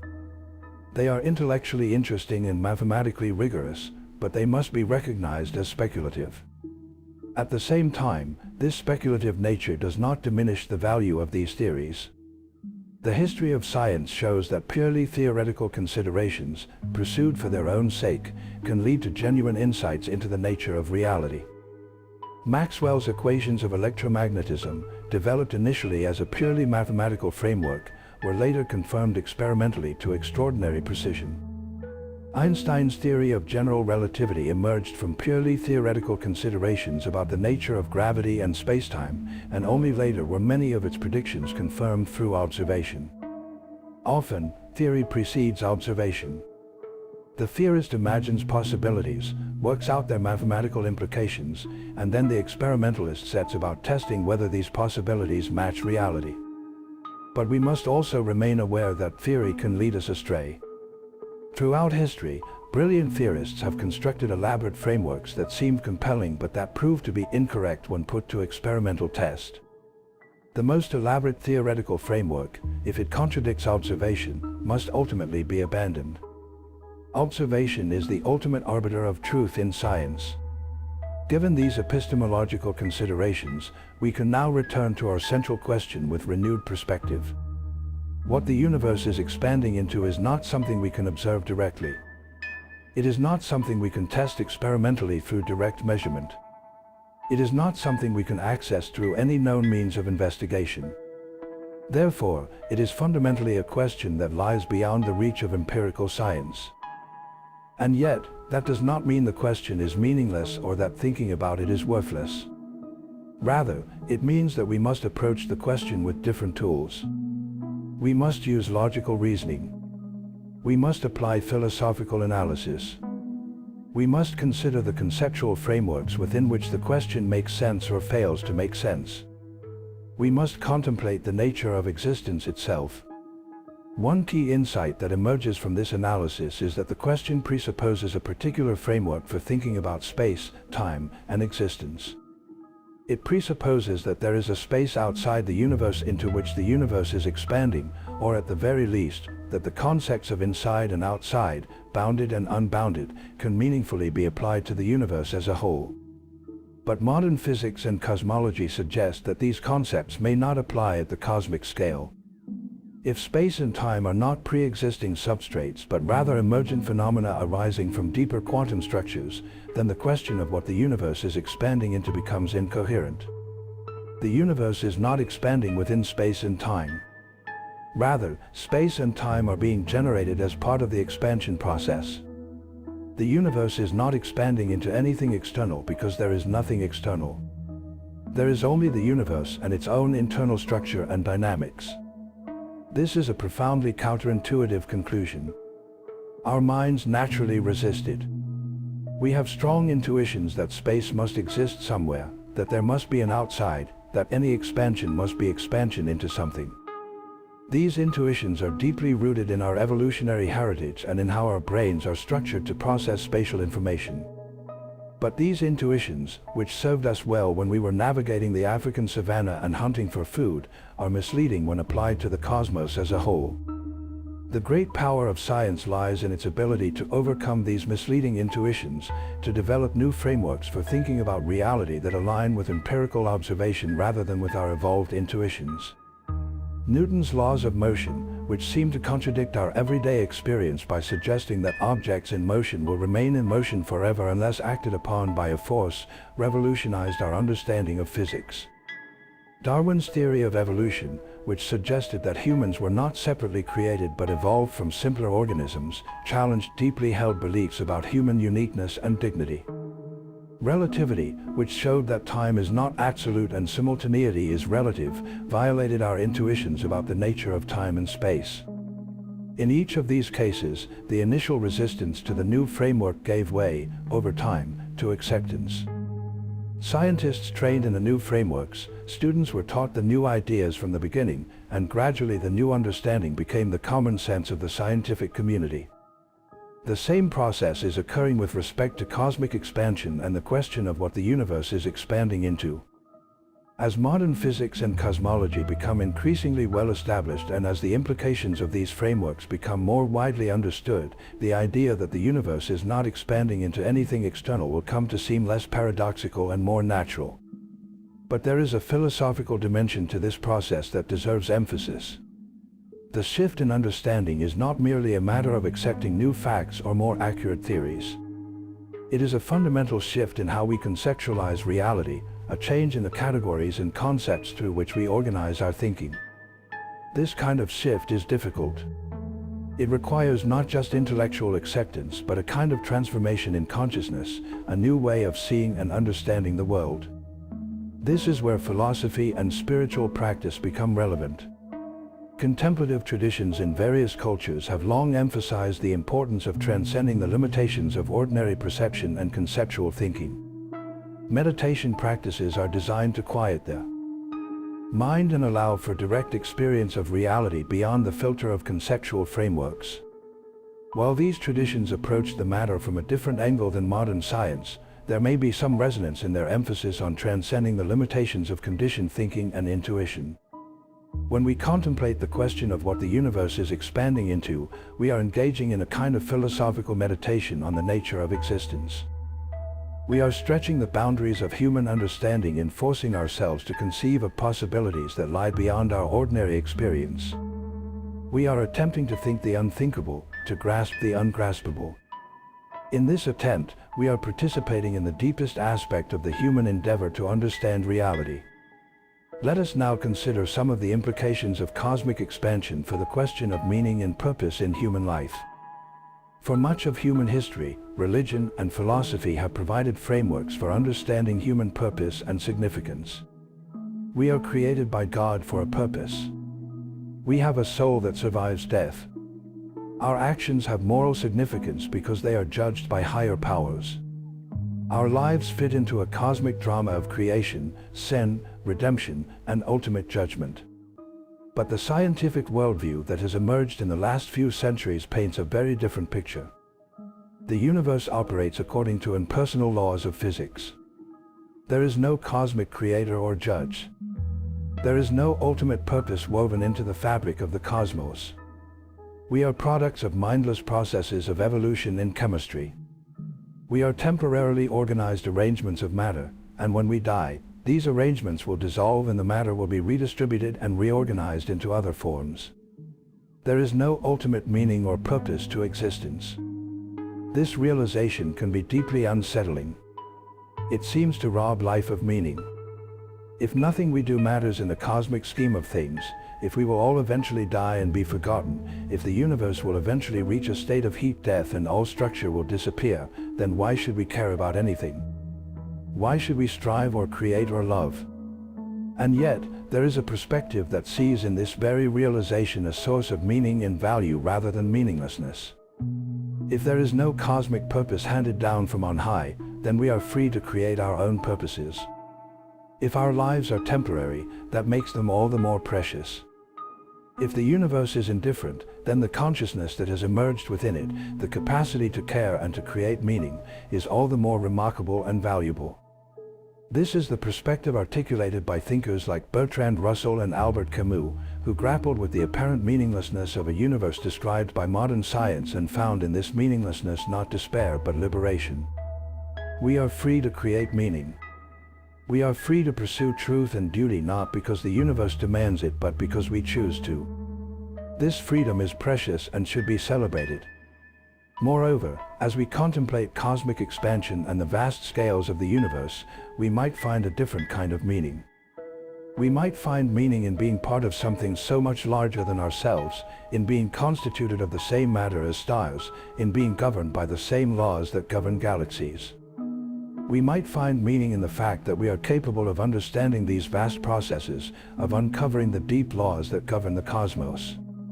We might find meaning in participating, through our consciousness, in the universe's effort to know itself.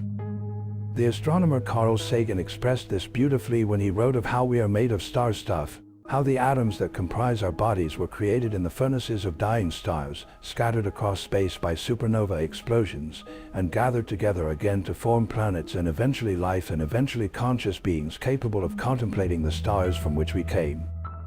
There is something profound and moving in this recognition. We are not separate from the universe. We are part of it. We are the universe become conscious, the cosmos reflecting on its own nature. As we expand our scientific understanding, as we develop better theories and make new observations, the question of what the universe is expanding into may take on new meanings or new formulations. Perhaps we will discover that the universe has a finite but unbounded shape, like the surface of a sphere. In such a universe, the expansion would be a growth in the radius of curvature of space. The universe would still not be expanding into anything external, but the geometric picture would be more intuitive to our minds. Or perhaps we will discover that our universe is indeed one among many universes in a multiverse. In such a case, the question of what the universe is expanding into would transform into the question of what the multiverse is expanding into. We would face the same conceptual puzzle at a higher level of organization.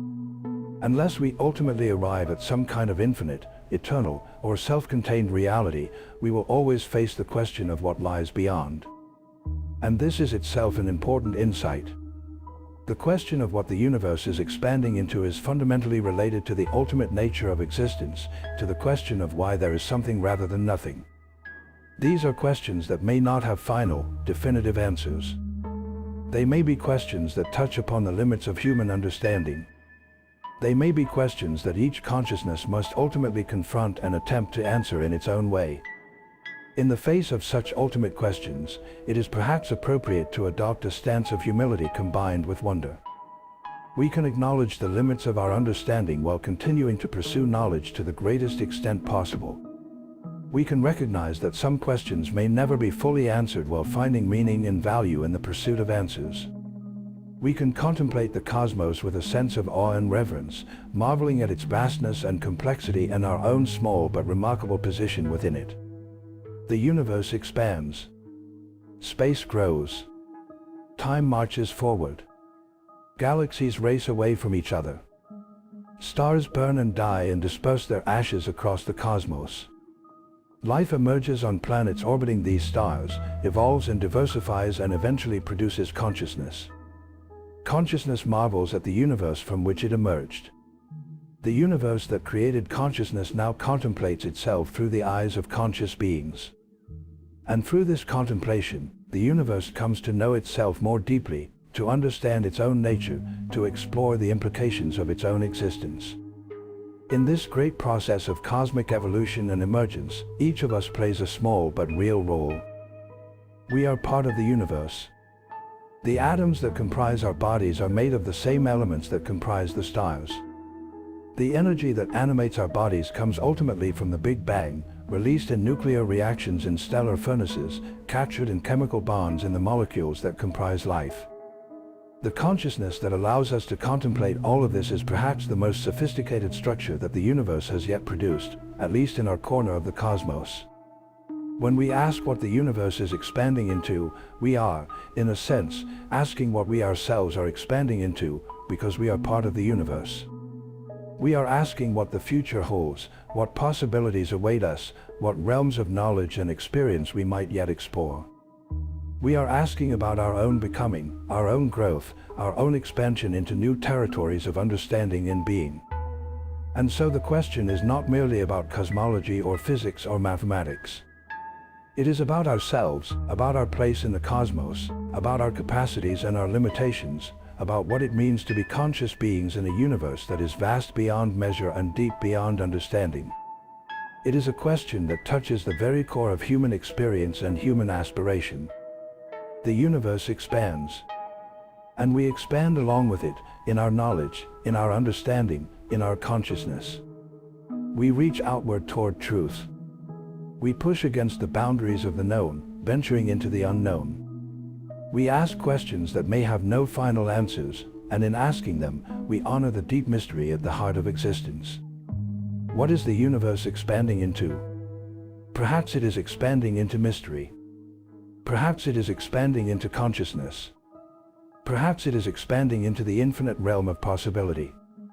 Perhaps the answer is something we have not yet conceived of, something that will only become clear to us as our understanding deepens and evolves.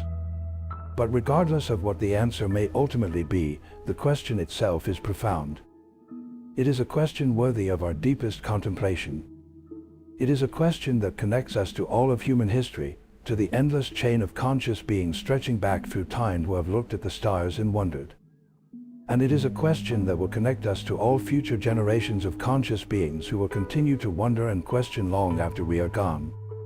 The expansion continues. The cosmos evolves. Consciousness persists. And the dialogue between mind and universe, between the knower and the known, continues eternally, a conversation that may never reach its final conclusion but that grows deeper and richer with each generation. Let us delve even deeper into the philosophical implications of the question before us. Throughout the history of philosophy, thinkers have grappled with fundamental questions about the nature of being and nothingness. Heidegger, the 20th century German philosopher, devoted much of his career to the question of being itself. He asked what it means for something to exist, what distinguishes being from non-being, how we can even speak about existence without presupposing existence. His work represents an attempt to push philosophy beyond conventional frameworks into a direct confrontation with the mystery of existence. When Heidegger asked about the meaning of being, he was grappling with something that pre-scientific thought had taken for granted but that becomes deeply problematic once we begin to examine it carefully. What does it mean that there is something? Why is there something rather than nothing? These questions have echoed through the centuries, asked by philosophers and theologians and scientists and ordinary people staring at the night sky, overcome with a sense of wonder and vertiginousness. Heidegger's approach to these questions involved what he called the destruction of metaphysics, a dismantling of the traditional conceptual frameworks through which Western thought has approached being. In a similar way, our approach to the question of what the universe is expanding into requires a kind of deconstruction of the conceptual frameworks that we naturally bring to bear on the question. We must dismantle the intuition that space must exist somewhere, that there must be a container, that expansion must be into something. We must clear away these intuitions and see what remains. What remains, when we have cleared away the misleading intuitions, is something perhaps more fundamental. We are left with the recognition that the universe is not a thing among things, not an object that can be moved or measured relative to some external standard. The universe is the totality of all that is. It is not expanding into anything because there is nothing external to it into which it could expand. The universe is expanding into itself, into its own future, into the unfolding of its own possibilities. This realization has profound implications for how we understand the structure of reality. It suggests that reality is not hierarchically organized, with smaller units contained within larger units, all the way up to the universe as the largest unit. Rather, it suggests that the universe is fundamentally self-contained, self-referential, and self-generating. It is a closed loop, in a sense. It does not depend on anything outside itself. It generates and sustains itself. Some philosophical traditions have referred to this kind of reality as the absolute or the one or the Godhead, using terms that are meant to point beyond the limitations of ordinary language towards something that transcends conceptual categories. Whether such mystical concepts have any real reference to the structure of the physical universe as described by modern physics remains a matter of philosophical debate. But there are interesting parallels between the intuitions embedded in these philosophical and spiritual traditions and the conclusions toward which modern physics is pointing. This brings us to an important consideration about the relationship between science and spirituality. For much of the modern era, science and spirituality have been seen as fundamentally opposed, as representing different and incompatible worldviews. The scientific worldview is materialistic, based on empirical observation and rational analysis. The spiritual worldview involves appeals to transcendence, to realms beyond the physical, to meaning and purpose woven into the fabric of existence. These seem to be in fundamental tension. And yet, as we probe more deeply into the implications of modern physics, we find that some of the classical spiritual insights may have more relevance than we might have expected. The recognition that the universe is fundamentally interconnected, that consciousness may be woven into the fabric of reality in ways we do not yet understand, that there may be limits to what can be known and measured. These insights from physics resonate with intuitions that have been present in spiritual traditions for millennia. This is not to say that modern physics validates spiritual traditions or that we should abandon scientific rigor in favor of spiritual belief. Rather, it is to suggest that the relationship between science and spirituality may be more complex and more interesting than the simple opposition that characterized the earlier modern period. Both science and spirituality are human attempts to understand and relate to reality. Both involve frameworks for interpretation, methods for investigation, and presuppositions about the nature of what can be known. As both evolve, they may increasingly enrich each other rather than remaining in opposition. Now let us consider the implications of cosmic expansion for our understanding of causality and determinism. In classical physics, as developed by Newton and refined by later thinkers, the universe is thought of as a vast mechanical system governed by precise laws. Given the state of the universe at any one moment, and given the laws of physics, one could in principle calculate the state of the universe at any other moment, past or future. The future is entirely determined by the past. There is no genuine novelty or freedom. Everything that happens was already predetermined by the initial conditions and the laws of physics. But quantum mechanics introduces an element of genuine indeterminism into the picture. According to quantum mechanics, the future is not entirely determined by the past. There are objective probabilities, not merely gaps in our knowledge. The outcome of a measurement on a quantum system is genuinely unpredictable, even in principle. This introduces an element of genuine randomness or freedom into the structure of reality. When we combine quantum mechanics with general relativity and apply these frameworks to the evolution of the universe as a whole, we arrive at some fascinating implications. The universe at its beginning was a quantum system, described by quantum mechanical equations. The classical expansion of space described by general relativity should, at the earliest moments after the Big Bang, give way to quantum fluctuations and the indeterminacy that characterizes quantum phenomena. The universe itself may be a manifestation of quantum possibility, gradually crystallizing from a realm of probability into a realm of classical determinism as it expanded and cooled. If this picture is correct, then the question of what the universe is expanding into takes on yet another dimension. The universe is not merely expanding into the future described by classical space-time geometry. It is expanding into the realm of possibility, actualizing potentialities that previously existed only as quantum probabilities. The expansion is a process of continuous actualization, a constant transformation from possibility into reality. In this view, the universe is fundamentally creative, endlessly generating new realities, new possibilities becoming actual as time flows forward. This conception of the universe as fundamentally creative and productive of novelty resonates with some traditional philosophical views. Process philosophy, as developed by Alfred North Whitehead and others, emphasizes the dynamic, creative nature of reality. Reality is not a static collection of things but a dynamic process of becoming. Each moment generates new actualities from the realm of possibility. The future is genuinely open, not predetermined. The present moment is the edge of actualization, where possibility becomes reality. From this process philosophy perspective, the question of what the universe is expanding into could be rephrased as, what is the universe becoming? What are the possibilities that are being actualized? What is the nature of the creative advance that we call cosmic expansion? These formulations of the question point toward a view of the universe as fundamentally dynamic and creative rather than static and mechanical. As we contemplate these deeper philosophical dimensions of the question, we might also pause to consider the role of human consciousness in the cosmic process.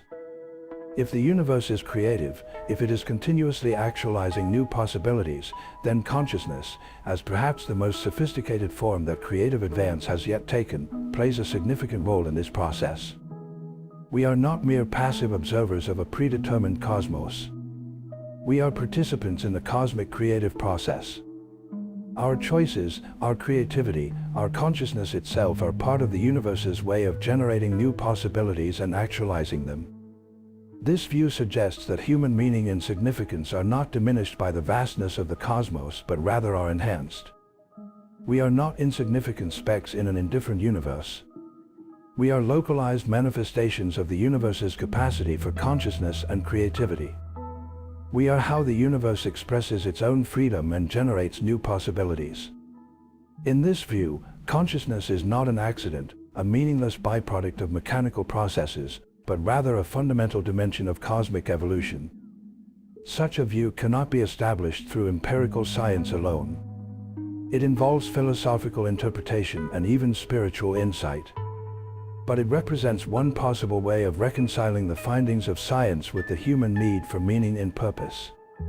It represents an attempt to see in the vast impersonal processes described by physics and cosmology a cosmos that is not indifferent but pregnant with meaning, not devoid of purpose but endlessly creative and productive.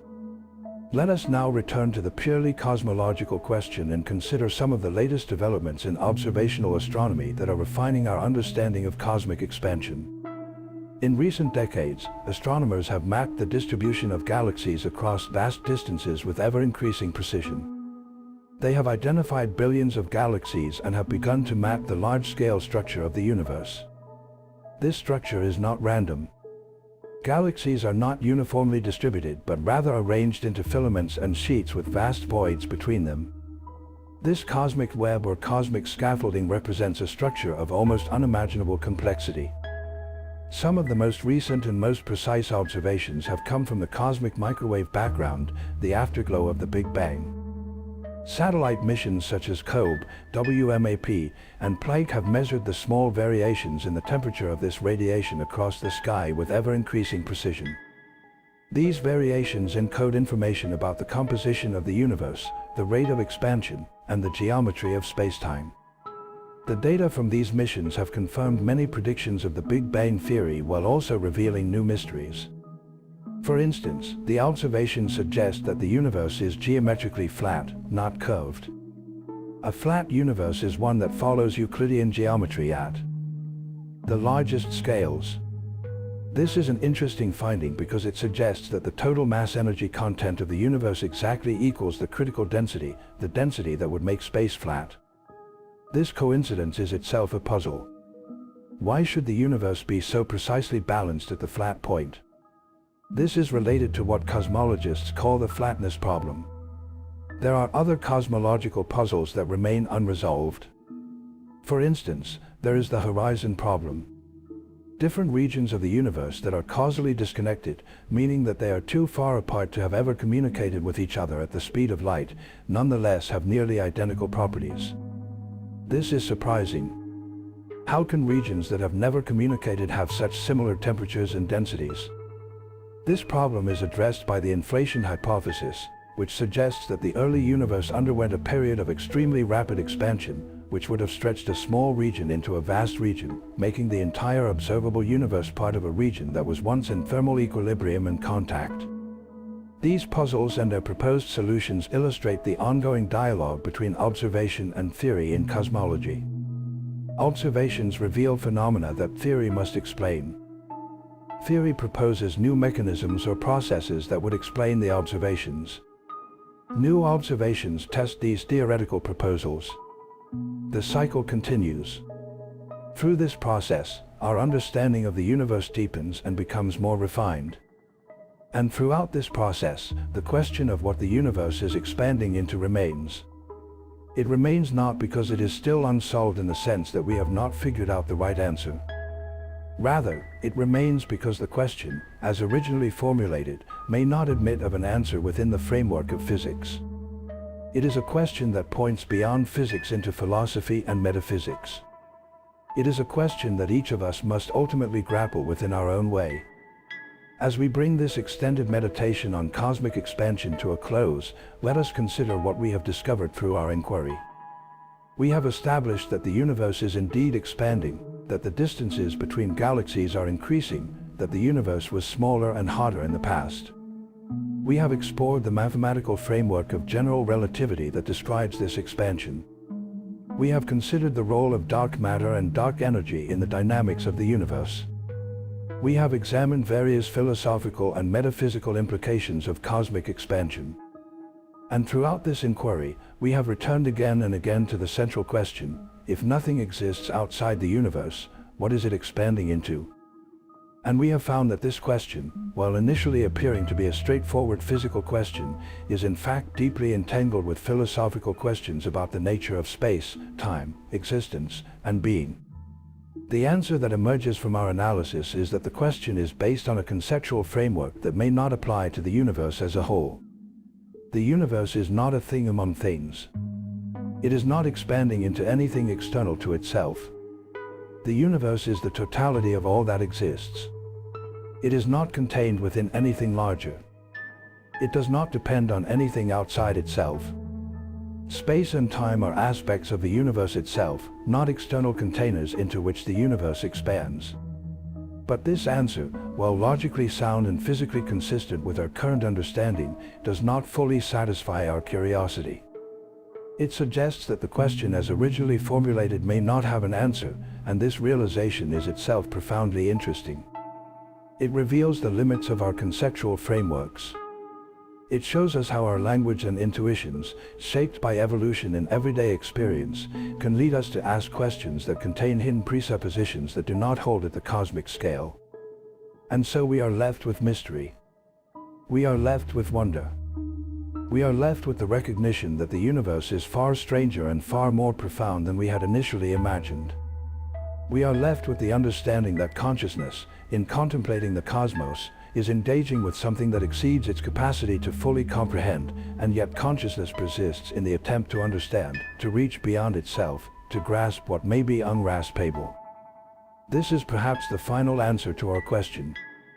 The universe is expanding into the infinite space of possibility, into the future, into realms of understanding that we have not yet accessed, into the vast potential of what might be. And we, conscious beings born from stardust and water and chemical complexity, are part of this expansion. We are the universe's way of exploring itself. We are how it reaches beyond itself and touches the boundaries of its own nature. The universe expands. And in that expansion, all possibilities are realized, all potentialities become actual. In that expansion, new structures emerge, new complexities evolve, new levels of organization are generated. In that expansion, consciousness appears and marvels at the cosmos. In that expansion, questions are asked and understanding is pursued. The expansion continues, and we continue with it, not as passive observers but as active participants in the grand creative process that is the universe becoming conscious of itself. In the final analysis, the answer to the question of what the universe is expanding into must be sought not merely in the domain of physics or mathematics, but in the deepest reaches of human contemplation. It is a question that calls upon all of our faculties of reason, intuition, imagination, and wisdom. It is a question that reminds us that there are limits to what can be known, and that these limits are not to be seen as failures or deficiencies but rather as pointing toward the profound mysteries at the heart of existence. Throughout this extended meditation on cosmic expansion, we have explored countless dimensions of this question. We have examined the physics of space-time and the mathematics of general relativity. We have considered the implications of dark matter and dark energy. We have explored quantum mechanics and its relationship to classical physics. We have ventured into theoretical speculations about the multiverse and extra dimensions. We have reflected on the philosophical implications of a universe that is not centered on humanity and that will eventually cool into darkness. We have considered how the pursuit of understanding itself provides meaning and purpose in a cosmos that seems indifferent to human concerns. And through all of this exploration, a pattern emerges. The question of what the universe is expanding into cannot be definitively answered because the question itself is based on assumptions that do not hold at the cosmic scale. There is no outside the universe. There is nothing into which it is expanding. The universe is self-contained, self-referential, and self-generating. It is the totality of all that is. And yet, this realization does not close the inquiry but rather opens it to new dimensions. It invites us to think more deeply about the nature of existence, about the distinction between being and nothingness, about the structure of reality at the most fundamental level. It invites us to develop new frameworks for understanding the cosmos, frameworks that do not presuppose the existence of space or time outside the universe, but rather see space and time as emerging from deeper structures. What the universe is expanding into is, in the deepest sense, itself. It is expanding into its own possibilities, its own future, its own creative potential. It is expanding into consciousness, into the realm of mind and understanding that conscious beings like ourselves inhabit. It is expanding into the infinite domain of what might be, what could be, what will become actual as time flows forward and possibility crystallizes into reality. For those of us who inhabit this expanding universe, who are made of its substance and governed by its laws and capable of contemplating its nature, this expansion is both awesome and humbling. It is awesome because it speaks to something magnificent and profound, to a cosmos of extraordinary scale and complexity and beauty. It is humbling because it reminds us of how small we are, how brief our existence is in cosmic time, how limited our understanding remains despite all our scientific achievements. And yet, in this humble recognition of our smallness lies a kind of grandeur. We are small, but we are self-aware. We are brief, but we contemplate eternities. We are limited, but we reach toward infinity. We are made of the universe's substance, and we are the universe reflecting on its own nature. This is not insignificant. This is remarkable. This is the very thing that makes consciousness valuable, that makes existence meaningful. As we continue forward into the future, as science advances and our understanding deepens, we will no doubt discover new mysteries even as we solve old ones. We will develop better theories that will supersede our current theories. We will make observations that will challenge our assumptions and force us to revise our frameworks. The question of what the universe is expanding into may take on new meanings as our understanding evolves. Or we may eventually arrive at a framework so different from our current way of thinking that the question itself will seem quaint and based on outdated assumptions, much as medieval questions about the nature of essences and accidents seem to us today. But regardless of how our understanding evolves, the fundamental impulse that drives us to ask such questions will remain. We will continue to wonder. We will continue to seek understanding. We will continue to push against the boundaries of the known, reaching toward the unknown. This is what makes us human. This is the highest expression of human consciousness. This is how the universe knows itself. The universe expands. Space grows. Time flows. And in this grand cosmic process, consciousness persists, seeks, questions, wonders, and yearns to understand. In this yearning, in this endless quest for knowledge and meaning, we find what may be the deepest answer to our original question. The universe is expanding not into some external space or void. It is expanding into the vast realm of what might be known, what might be understood, what might be created by conscious beings who care about truth and beauty and who are willing to venture into the unknown in pursuit of these values. This is the universe's expansion into meaning, into consciousness, into the infinite possibilities of what reality might become. And we are honored to be part of this grand adventure, to play our small but real role in the universe's effort to comprehend itself, to create beauty, to pursue truth, to generate meaning in the face of an apparently meaningless cosmos. The question remains open. The mystery persists.